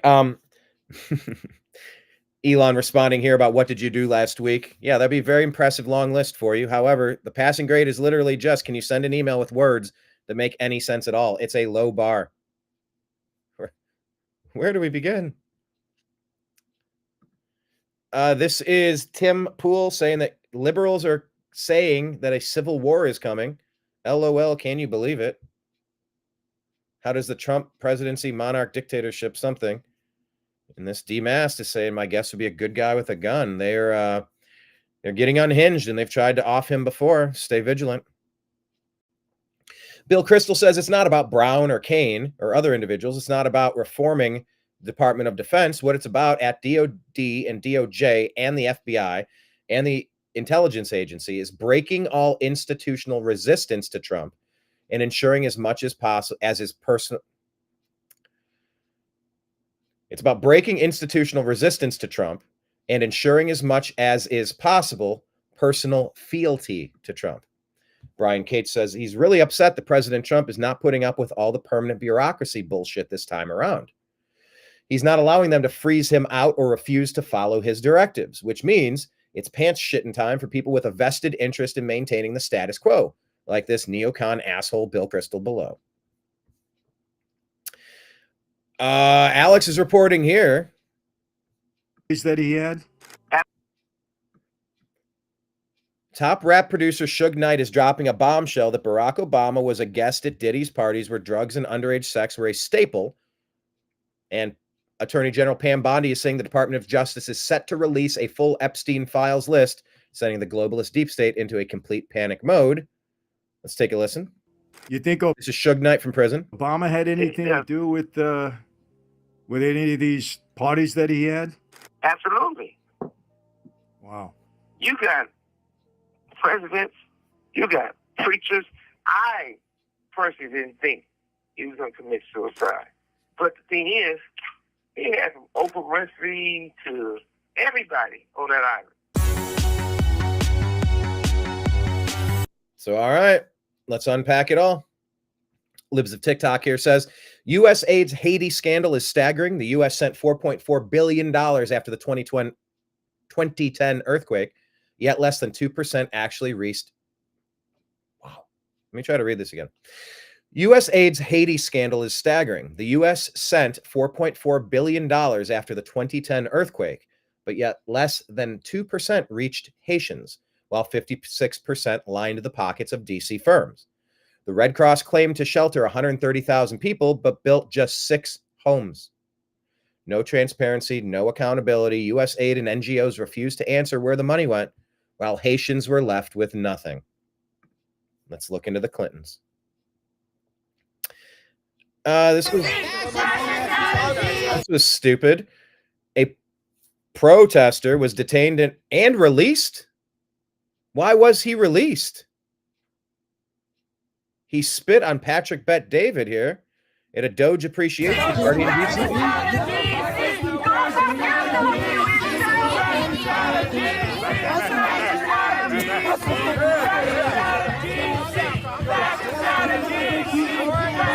Why was he released? Yeah, you need to end DC home rule and put Congress in charge of DC. You got to arrest the people that are terrorizing people there. You have a right to go and make your voice heard. Yes. You don't have a right to assault people. You don't have a right to put a bullhorn in someone's ear. That's assaulting them. You're harming them physically. And you have a right to knock that bullhorn out of somebody's hands or stop that from happening. You have a right to exist. You don't get to be bullied away with sound abuse. And you don't get to spit on people that you don't like. New York Post reporting here. Elon Musk says FEMA sent $59 million last week to luxury New York hotels. Okay, hold on. This was from a minute ago. We did discuss this. And Americans were excluded from getting any of this money. I mean, it's worth noting FEMA's been a train wreck.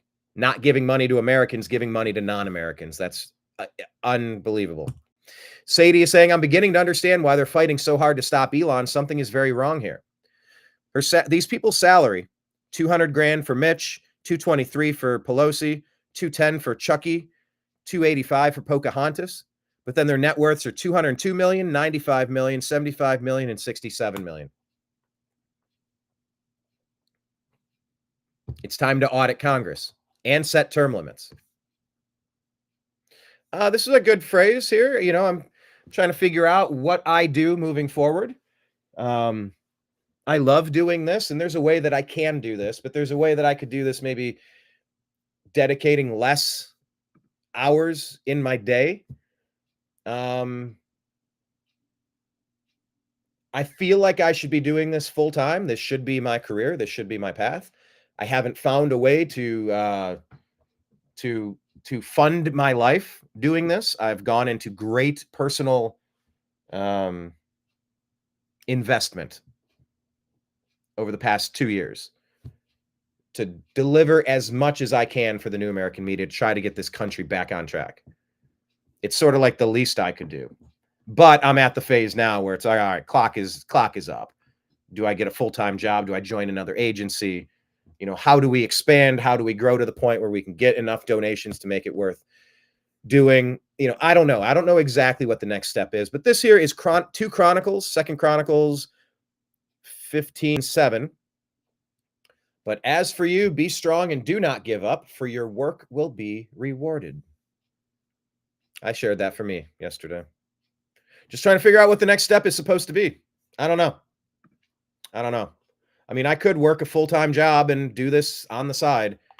It's time to do a full-time thing. I've been trying to do this as much as I can, but you know, mortgage, insurance. It's like everything you pay is insurance. Car insurance, home insurance, health insurance, dental insurance, this insurance, that insurance. You're like, holy shit. It's like the amount that you actually need for groceries and your mortgage is small, but then it's all going to interest on your mortgage. It's not even going to the principal. And you're like, geez, take away the homeowner's insurance and the taxes, the mortgages should be half.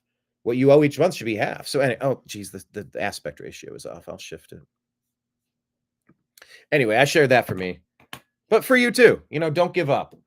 Obviously, if what you're doing isn't getting you to where you want to be, you will have to make some changes. But that being said, anyway, you get my point. Matt Van Swole here is saying, as a former Democrat voter, I'm totally lost here. I thought Democrats were the ones who wanted us to make America healthy again, eliminate spending to big non-governmental organizations, and make sure government programs were going to only those that needed them. What the hell happened? Oh, this is pretty good. Wayne Dunlap says the Democrat Party has been taken over by the progressive leftist communists. Saying leftism is and I call this the Obama doctrine. Modern day leftism is a religion of self-hatred. It teaches white people to hate their race, boys to hate their sex, women to hate their femininity, Americans to hate their country, Westerners to hate their history. What a loathsome, poisonous thing it is. That really is the Obama doctrine in a nutshell. Oh, yeah, that's what we said. The Obama doctrine happened. Things really went backward with Obama's 4 terms. His 2 elected terms, his 3rd term running interference from the basement against Trump's 1st term, and finally his 4th term with Biden as his puppet. It's been a disaster, and luckily we're reversing course. I'm just going to show you this from the Internet Hall of Fame. Actually, maybe I'll come back to this. I'll leave you on our moment of Zen. This will be our humorous moment of Zen. Remind me to come back to that if I forget. Here's a meme. That's a nice government you have there. Thomas Jefferson says, it'd be a shame if someone limited it. This has always been supposed to be limited. It's always been intended to be limited. And over the years, people have just been so busy taking care of their own lives. We've let this creep into not just, you know, grift and fraud and waste and abuse and cronyism, but like treason. Literally prioritizing non-Americans over Americans. That's treason. So it's time to take the power back. Rooster is putting this out there. If Kash Patel finds crimes on Republican lawmakers, I fully support him prosecuting all of them. That's blind justice for all. Aaron says, raise your hand if you're working on AI tonight. Elon responds, the last time I raised my hand, I got into trouble. But yeah, working on AI.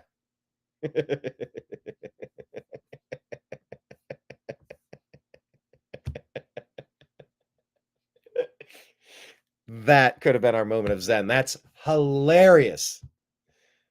God, that's funny. Yeah, here's just another story of airlines. They're chanting, let us off on a plane after being stranded on a freezing tarmac for 6 hours. They're being denied water. It's just, we got to fix the airlines. We have got to fix the airlines. Who's it? Sean Duffy? Is he the one that's in charge of it now with Trump? Hopefully they can, you know, they said an airline bill of rights. And that would be nice to have. And Gene here says, never give somebody the opportunity to waste your time twice. Words of Chisholm. Gene Chiswick. Never give somebody the opportunity to waste your time twice.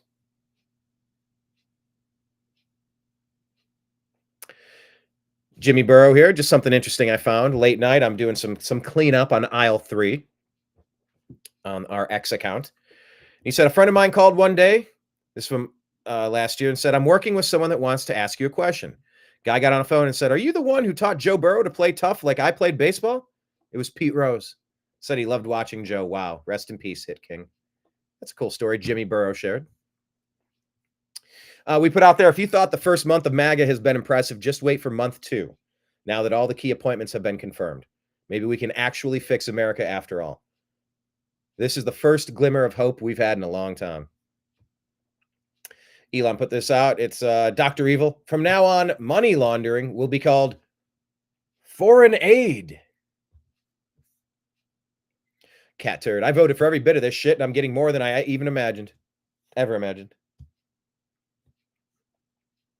Donald Trump Jr., remember a year and a half ago, he said not a single person that visited Epstein Island was indicted other than Ghislaine Maxwell, who seems to be serving a 25-year sentence for sex trafficking minors to no one. But they'll indict Trump over a campaign finance violation past the statute of limitations that even the feds who spent 7 years trying to jail my father passed on because it's nonsense. Let that sink in for a minute. And we said, yeah, it's finally time. Full speed ahead. Let's unveil all this. Donald Trump posted this September of last year. You see this picture of the angel crushing the person here. Saint Michael, the archangel, defend us in battle. Be our defense against the wickedness and snares of the devil. May God rebuke him. We humbly pray, and do thou, O Prince of the heavenly hosts, by the power of God, cast into hell Satan and all the evil spirits who prowl about the world seeking the ruin of souls. Amen. And we said more now than ever as we finally go on offense against the dark forces that have been devouring humanity since the beginning of time. Gunther Eagleman says, this is the biggest GoFundMe scam in history, the Zelensky thing. We might be seeing a wrap-up to this war this week. Reports are that President Trump will be speaking with President Putin, maybe as early as this week. We'll keep our eyes peeled. Let's listen to what Glenn Beck is talking about here with COVID. Chief Nerd put this out. Well, I don't. Is Matt Kibbe? Okay, this is Matt Kibbe. Here we go. Super important story. You know, when you see Fauci doubling down, because he's been called on it for years. Yeah. And most people don't remember it. I mean, it was front page New York Times and Washington Post for years, the things that he was responsible for. I mean, the bird flu. How many chickens did we have to kill, Pat? What was that? 145 million since 2022. 145 million chickens. You want to know why the price of eggs is up? That's why. Genocide. Yeah. And so we're killing them all. Why are we? What happened? If I'm not mistaken, I learned last night in watching the cover-up that that's Fauci too. Right.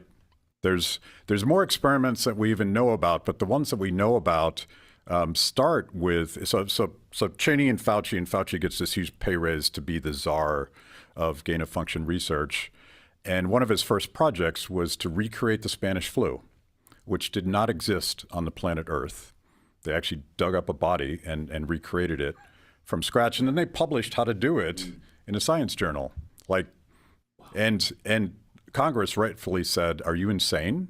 Fauci gets called in, and this is the first of many times he says, "It's worth the risk. I've decided it's worth the risk." And the firestorm goes away. And then there's various wild experiments with the bird flu that come very close to catastrophic leaks out of labs, because every time that Fauci gets called before Congress, he says, we're gonna up security, we're gonna develop protocols, we're gonna really focus on safety, but they never really do it. No, in fact, it seems to get worse every time.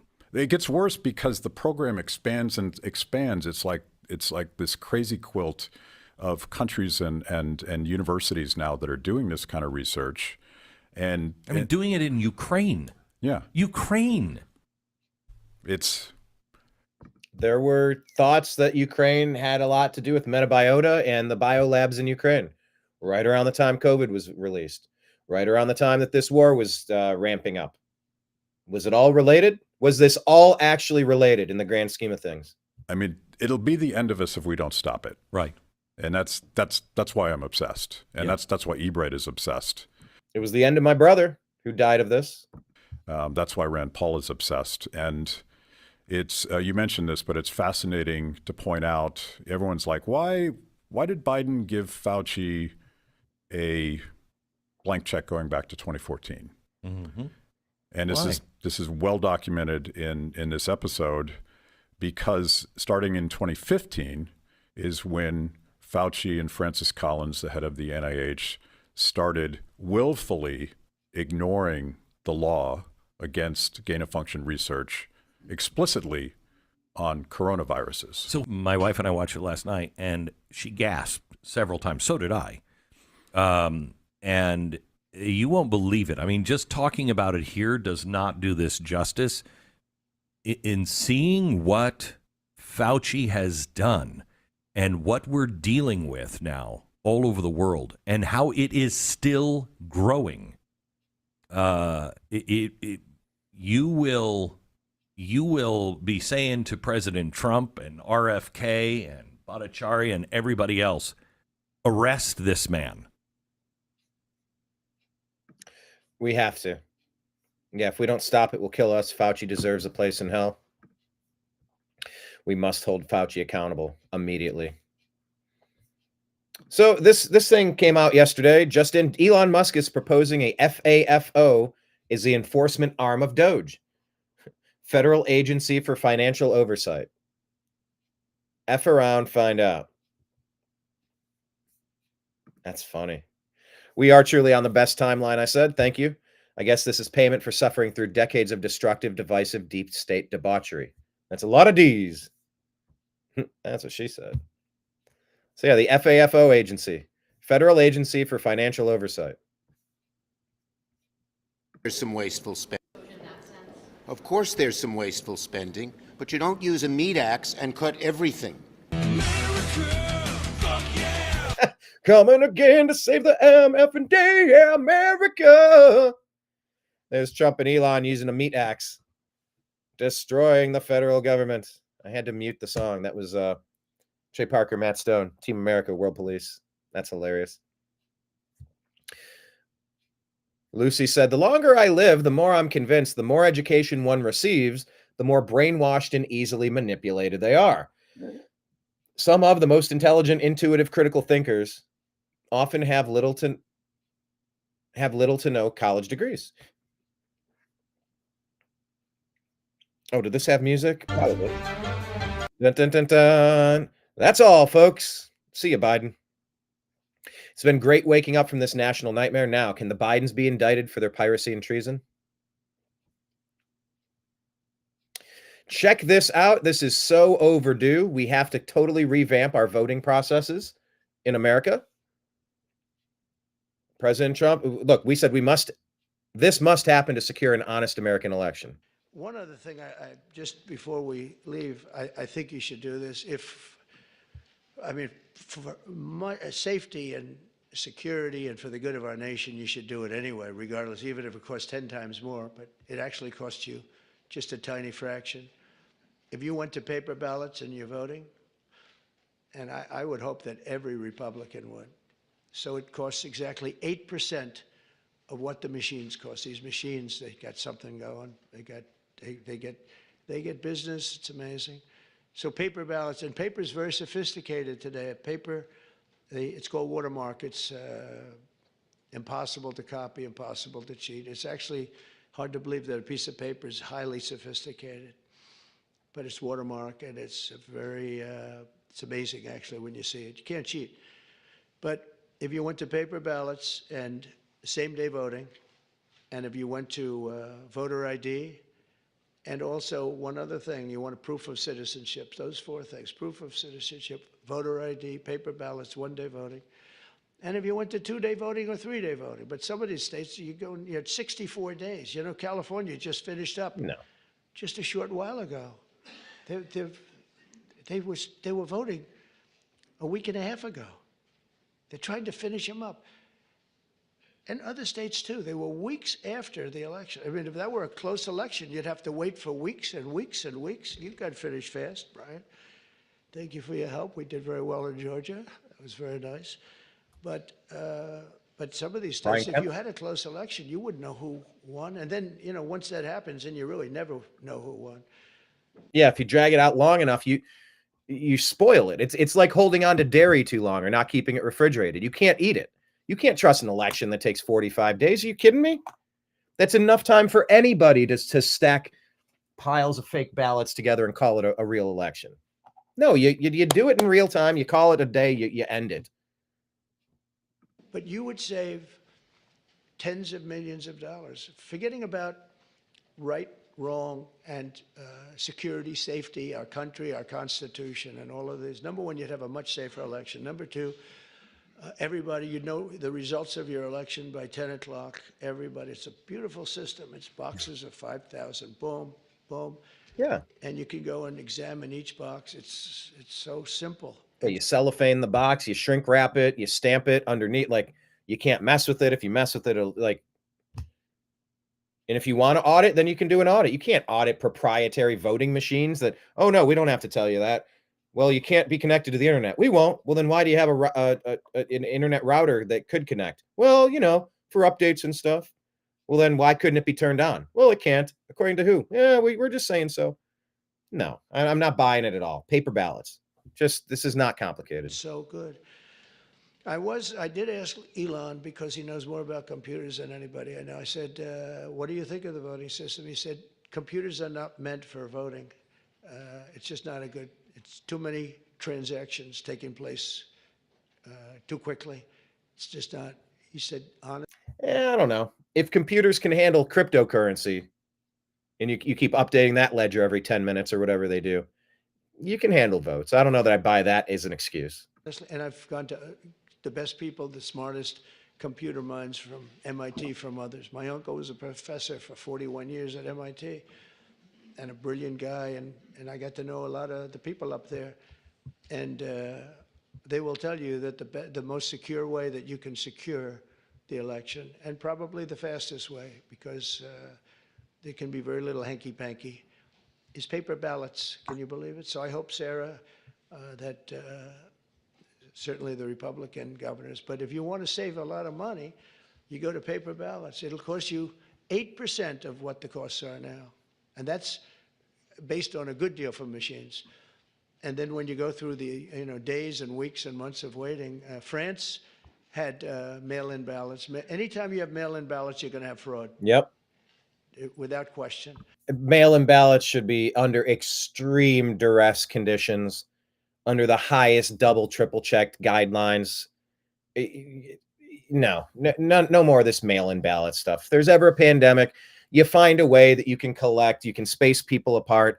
They can go in and drop their stuff and you call it a day. We can't allow mail-in ballots again. We cannot. Extreme conditions. What about the military? Of course you count the military ballots. God. What about Americans living abroad? Look, if you can have a super concise method to handle this, fine. And if not, get out of here with it. Get out of here. And France had it, and they went back to paper ballots. And I saw their election, and their election was over at 9 o'clock, and their numbers came in at 10:05. And there were no complaints. They had a winner, they had a loser, 39 million votes. And it was done. We're one of the only people that has now mail-in voting. Yeah, we got one of the only countries that has mail-in voting. Remember Jimmy Carter when he did a... Okay, that cuts off there. But yeah, would you rather have somebody put $100 in your hand or put it in the mail? No, I'm good. Put it in my hand. This lady here on borderreport.com, Sandra Sanchez. Derek Evans reports in northern Mexico, the number of people in migrant shelters seeking to enter the United States has plummeted. She says the shelters used to consistently have 1,000 to 2,000 people, and now they have less than 250. Here's Atlas holding up the burden of government waste, fraud, and abuse. Atlas is the American taxpayers. If you saw Atlas, the giant who holds the world on his shoulders, if you saw that he stood, blood running down his chest, his knees buckling, his arms trembling, but still trying to hold the world aloft with the last of his strength, and the greater his effort, the heavier the world bore down upon his shoulders, what would you tell him? I don't know. What could he do? What would you tell him? To shrug. Shrug the weight of government waste, fraud, and abuse off. Atlas shrugged. This guy is doing an interview here, kicked out of the band UB40 for refusing the vaccine. Matt Hoy famously said, "I won't put my life on the line just to sing Red, Red Wine."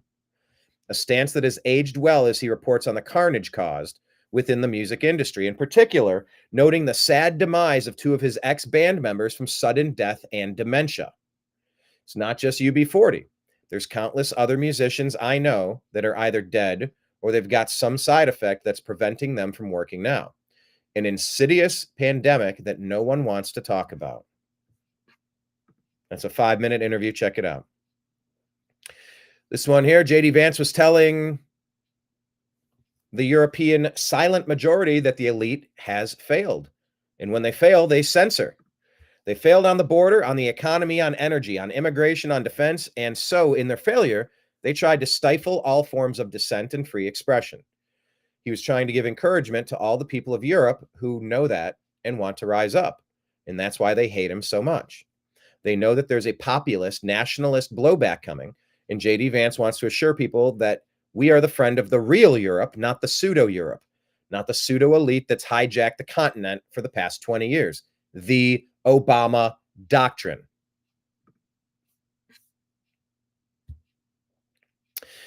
Luke Rosiak says at 4:30 p.m., Leland Dudek's boss put him on leave for helping Doge find fraud.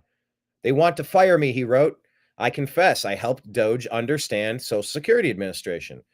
Within hours, it was his boss who was fired, and the longtime Social Security Administration waste watcher was elevated to lead the whole agency. Look at that. Billy Gribbin saying, I hope we see more of this. There are many good civil servants who have been quietly frustrated for years with politically motivated mismanagement, who possess an encyclopedic knowledge of the problems within their agencies. Put them in charge, hand them scalpels and flamethrowers. Jen McDonald says, first rule of gun safety, never let the government take your guns. It's a good rule. Here's Jeffrey Sachs explaining how the U.S. and NATO provoked the war in Ukraine. Give you some of the highlights here. Jeffrey Sachs tells the cold hard truth about how the U.S. and NATO provoked the war in Ukraine in 4 minutes. Says it started in 1990 when U.S. Secretary of State James Baker said to Mikhail Gorbachev that NATO would not move 1 inch eastward. The U.S. then cheated on this, starting in 1994 when Clinton signed off on a plan to expand NATO all the way to Ukraine. The expansion of NATO started in 1999 with Poland, Hungary, and the Czech Republic. Then, the U.S. led the bombing of Serbia in 1999. That was the use of NATO to bomb a European capital for 78 straight days to break the country apart. The Russians didn't like that very much, but even Putin started out pro-European and pro-American. He considered whether to join NATO when there's still the idea of some kind of mutually respectful relationship. In 2002, the U.S. unilaterally walked out of the anti-ballistic missile treaty. What it did was trigger the U.S. putting in missile systems in Eastern Europe that Russia views as a dire, direct threat to national security by making possible a decapitation strike of missiles that are a few minutes away from Moscow. I mean, would we want this on the edge of Canada, off of the border of DC in Cuba? What it did was trigger the U.S. putting in missile systems in Eastern Europe and Russia, a few minutes from Moscow. In 2004-05, the U.S. engaged in a soft regime change in Ukraine, the so-called First Color Revolution. In 2009, Yanukovych won the election and became president in 2010 on the basis of neutrality in Ukraine.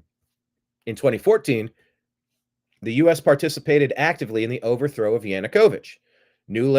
Victoria Nuland, and the U.S. ambassador to Ukraine talked about regime change. So they made the new government. The U.S. then said, now NATO's really going to enlarge. Putin kept saying, stop. You promised no NATO enlargement. Estonia, Latvia, Lithuania, Bulgaria, Romania, Slovakia, Slovenia, 7 more countries in the not 1 inch eastward. It's interesting when you view this perspective, because what Ukraine enthusiasts, deep state enthusiasts will tell you is that you have to stop Putin. He's trying to take over all of Europe. You mean like the forced Obama doctrine invasion of all of Europe? From Central America, South America, the Middle East, Africa, dumping people from those continents into those sovereign nations to permanently change the makeup of those citizens? They say that the Ukraine enthusiasts say, you have to stop Putin. He's expanding. If the stuff here that Jeffrey Sachs is talking about bears out, and like you can't really mince words here. If this is an accurate retelling, and I admit that I'm not a European, NATO, Russian, Ukrainian expert by any means. But if they're the ones who keep moving and grabbing everything up, it just falls into the line of, wow, so many things that the Democrat deep state lie to us about. They're simply projecting what they're doing onto the other people. Oh, they're colluding. Yeah, because you're colluding.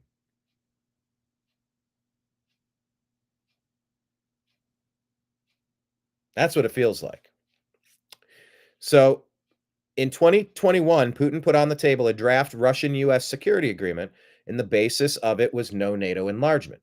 The special military operation started, and 5 days later, Zelensky said, okay, neutrality. And then the U.S. and Britain said, no way, you guys fight on. We've got your back. That's 600,000 deaths now of Ukrainians since boarding Kyiv to tell them to be brave. Absolutely ghastly. We're not dealing with, as we're told every day, this madman like Hitler. This is a complete bogus fake history that's purely PR narrative of the U.S. government. We're playing games here. So God forbid a nuclear power comes at us. I don't know what's going to happen, but we came at them. So how about we dial this back, huh? Oh, well, here's the image I was probably looking to save. That's probably the one I was looking to put. Maybe that is. No, that's not the one I went with. This is the much better image, actually. Office space best Elon Trump image.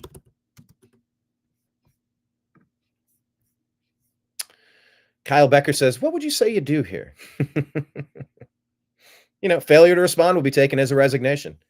That's true. If there's any fake people and any people that aren't really even working, like that'll identify something. Let's test it and see what happens. You got till the end of Monday. Ralphie says, just got the call. Fired.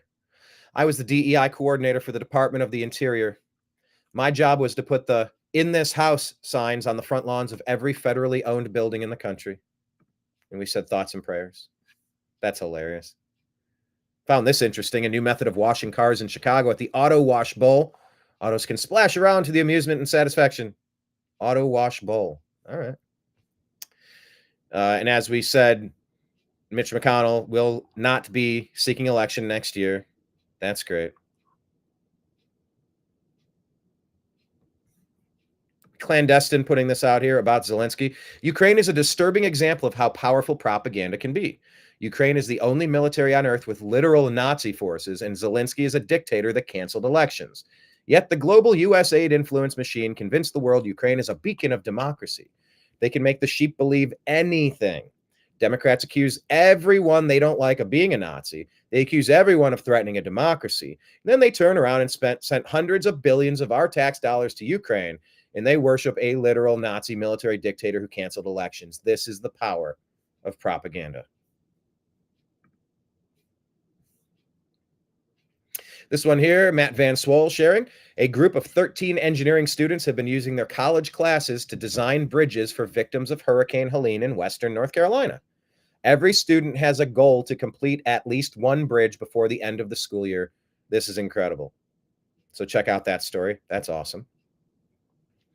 Yep, Kash Patel running ATF as well as the FBI. Alexander Vindman is a U.S. aid recipient. The U.S., according to the real Robert here, the U.S. Agency for Internal Development provides humanitarian and development assistance to family who are offered no pardons. Jim Jordan says your boss, Mr. Morrison, had concern about your judgment. Your former boss, Dr. Hill, had concern about your judgment, and your colleagues felt that there were times when you leaked information. So now arrest him for crimes of treason, bribery, money laundering, racketeering, perjury, and taking part in the conspiracy for the overthrow of a sitting president. So Alexander Vindman pitched a $12 million scheme to profit off Ukraine war funds. Remember, Rachel Vindman posted this. She said, whatever happens to my family, know this. No pardons were offered or discussed. I cannot begin to describe the level of betrayal and hurt I feel. So keep your eyes peeled on the Vindmans. Keep your eyes peeled on the Vindmans.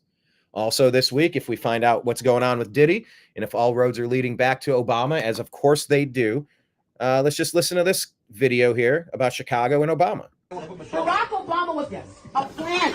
He did nothing for the black community. Did he ever come back to Chicago with as much crime to talk to young black men? He doesn't give a damn. Barack Obama is a curse on this nation. So is Joe Biden. Abomination. We provided the money for his Marxist socialist programs, pushing abortion in Africa and other things. He didn't care about us. He didn't care. That gave rise to Trump, because Trump actually listened to us. He actually cares. Many of us, I mean, it was bad. At least Bill Clinton BS that said, I feel your pain. But at least he said it. Barack Obama didn't give a damn. He should have never been elected. Before he was elected in 2000, he got elected in 2008. My mother sent, may God rest her soul, letters to black churches warning them about Barack Obama. Saying he was so ungodly. I said, Mom, that's harsh. She wrote it anyway. And everything my mother said, may God rest her soul, was right, she says. He hates this country. He wants to live off the fat of the land. Like the founders of Black Lives Matter, they don't give a damn about black people. They didn't have spent one dime to help build a black business. But these lesbians, they brought homes in predominantly white neighborhoods. And they say they hate capitalism, she continues. I had to stop it because the music was rising and they like to cancel footage. They'll censor if you have music in it. Here's Katie Hobbs being asked about, Real Robert also said there's no question a criminal enterprise is being run in the state of Arizona by the criminal Katie Hobbs. Allegedly, investigation and prosecution by the FBI and the Department of Justice is long overdue. Katie Hobbs is now being investigated for bribery, fraud, conspiracy, and racketeering. The chairman of the Joint Legislative Committee has informed Maricopa County's investigator that the Auditor General will assist in the investigation. This comes after the Arizona Republic detailed how state contractor Sunshine Residential Homes bribed Governor Katie Hobbs and Arizona Democrats with $400,000 and in return got millions more in state money. In my capacity as chairman of the Joint Legislative Audit Committee, I want you to know that the Auditor General's office stands ready to partner with you in getting the facts about this troubling matter. Make no mistake, we will allocate the resources of the Auditor General's needs to help restore what appears to be a major breach of trust in our government. Additionally, Arizona state lawmakers are now investigating Katie Hobbs after $339 million has disappeared, as Hobbs' budget director also mysteriously resigns. State Senator Alex Kolodin says, imagine my shock when the legislator was informed that the state has several insolvent agencies and requires a $339 million bailout to close out the current fiscal year. Since your liaisons dedicated to briefing members of the legislature failed to provide detail of how we got here, I'm putting my request in writing. Arizonans deserve to know the details. Why did you mislead the legislature about the spending you intended to approve? In just 2 weeks' time, I've learned that the problem has worsened and your office request is now increased to $350 million. So this is Katie Hobbs being questioned on her way out of the gym. And she doesn't turn around and tells him to F off or something at the end. Soros and U.S. aid is undermining democracy in Romania. Soros network has been exposed in Romania. A constitutional judge linked to election meddling. Sandra Prelong, Soros operative and ex-advisor to Klaus Ioannis, has deeply involved in the election scheme against Kalin Georgescu. She used the Repatriate NGO funded by USAID to interfere in the process. Now, a constitutional court judge, Ileana Scantel, is revealed to be a part of the same NGO, the very group that tried to manipulate their public after Georgescu won the first round. So key facts: Repatriate NGO owns Newsweek Romania, pushing its agenda. Perlong was a director at Newsweek US and founded Soros's Open Society in Romania. Ioannis, the man behind the election annulment, had Perlong as an advisor. The pattern is clear. Soros-backed elites are working against the Romanian people and Christianity, and even the Constitutional Court isn't safe from their grip. How deep does this go? Scott Pressler, check out our interview with Scott Pressler at the Republican Convention in Milwaukee. It's on our Rumble channel and YouTube channel. He says, if you cheat in the upcoming elections in New Jersey, Pennsylvania, Wisconsin, and Virginia, we will catch you and prosecute you to the fullest extent of the law. We're not playing around.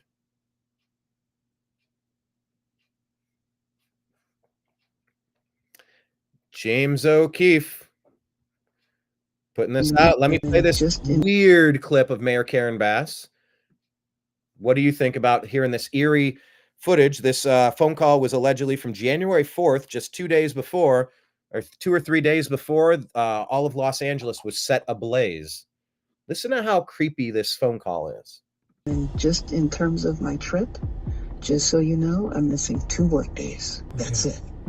And if President Biden extends me an invitation, I took it. And hopefully you can read in between the lines. But I would just appreciate and it's hard for me to tell you this, but hopefully you can read. Oh, doggone it. Why did it?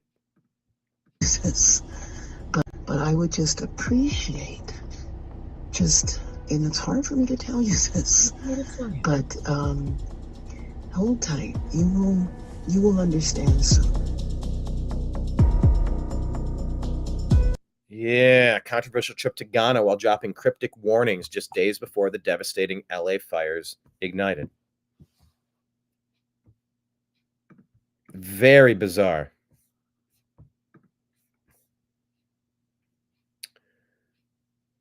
Here you go. Here's the good news you might have been waiting for. Here's Press Secretary Caroline Leavitt talking about Ukraine, Russia. Could we possibly have a peace deal? How soon we can expect Putin-Trump meeting, and where? Will it be in Saudi Arabia or any other place? I don't have anything to detail or to read out. Right now, the president, his team are very much focused on continuing negotiations with both sides of this war to end the conflict, and the president is very confident we can get it done this week. What makes him confident? What do you think it'll take? There you go. Ukraine-Russia peace deal could be finalized as soon as this week. Could be. Dr. Walensky is allegedly hiding out in Germany. This person found Dr. Walensky.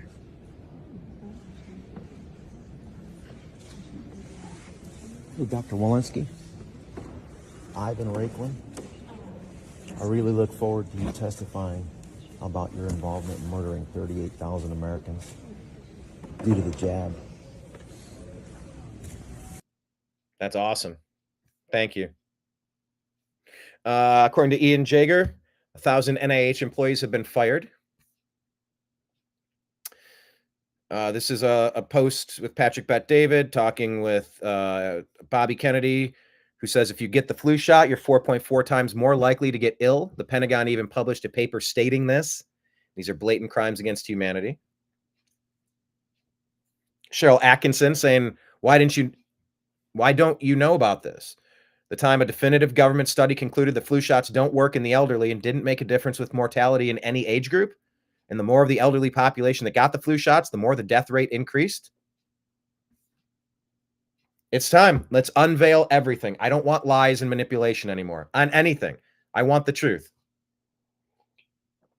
I want the truth. George is reporting here that the president of Congo just offered the United States ownership of his country's minerals to entice President Trump to put an end to the war backed by Rwanda. Congo holds more than half the world's cobalt and coltan. I don't know what coltan is. They also have substantial deposits of gold, copper, tin, lithium, etc. China currently has a considerable influence in Congo's mineral sector, and before them it was the Europeans. The United States is also one of the most mineral-rich countries in the world, with more reserves being discovered frequently. It's unclear whether President Trump would want a deal like this, but owning some of the minerals in exchange for security is at least far better than what we're currently getting for protecting Europe. Nothing. Germany's AFD leader announced President Trump-like policies if elected tomorrow, which is today. Close the border within 100 days, eliminate subsidies for asylum seekers, and make Germany great again. Dinesh says the CIA didn't see this coming. That the CIA is reportedly planning its largest mass firing since 1977. And Dinesh says the CIA didn't see this coming. Not seeing it coming is pretty much their MO. They didn't anticipate 9/11 or the collapse of the Soviets or the rapid return of the Taliban. Now these incompetent spooks must face something they've never experienced: accountability.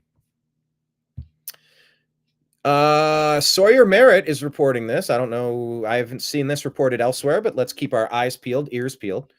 The U.S. Marshals Service has deputized members of Elon Musk's private security detail, giving them certain rights of federal law enforcement agents. They can now be armed with weapons in federal buildings and can use deadly force and be covered by the government. This is a great move. All right, I'm listening.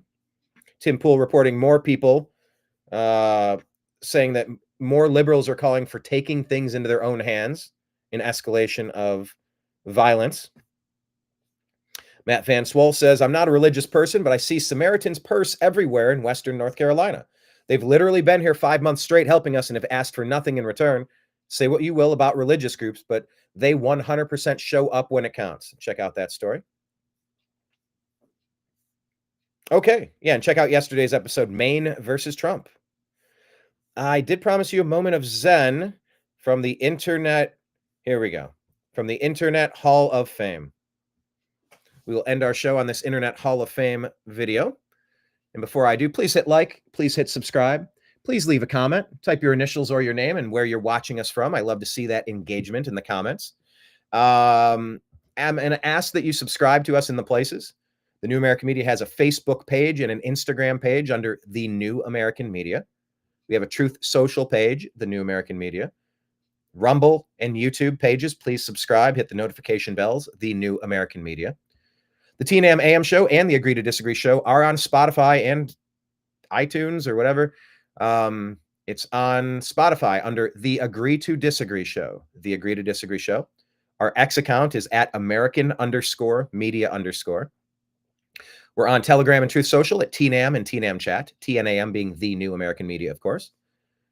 And if anyone would like to contribute to The New American Media, we would always appreciate that. We are on patreon.com/The New American Media. You can sign up for $5, $15, $100, or $1,000 a month, whatever suits your fancy. It's all appreciated. We keep very low overhead costs. I mean, there is a number that we could be fully funded, and this could be the full-time thing that I continue to do.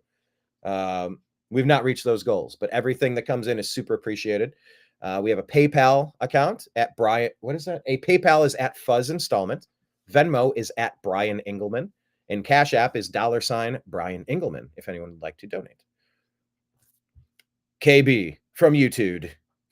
Thanks, KB. KG is Kyle Gass from Tenacious D. I'm like, KB Toy Stores. I remember that. TNAM, therefore I am. All right, here we are. This is going to be our moment of zen, our final video of the... Whoop, it's not this one. Hold on. I thought it was that one. It's close.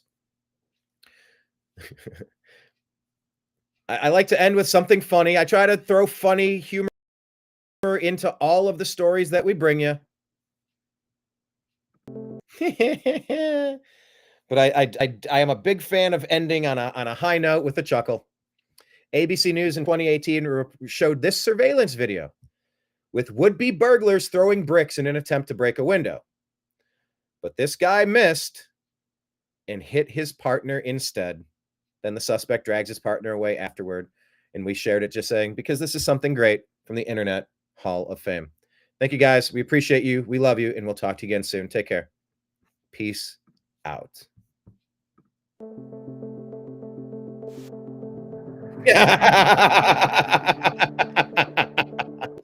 From the FAFO division. Bam. Drag him out of there. How big was that? Dang. Oh, that's so sad to see. No, this was from Shanghai, China. You knock your goofy buddy out and got to drag him. Oh my goodness. That's fantastic.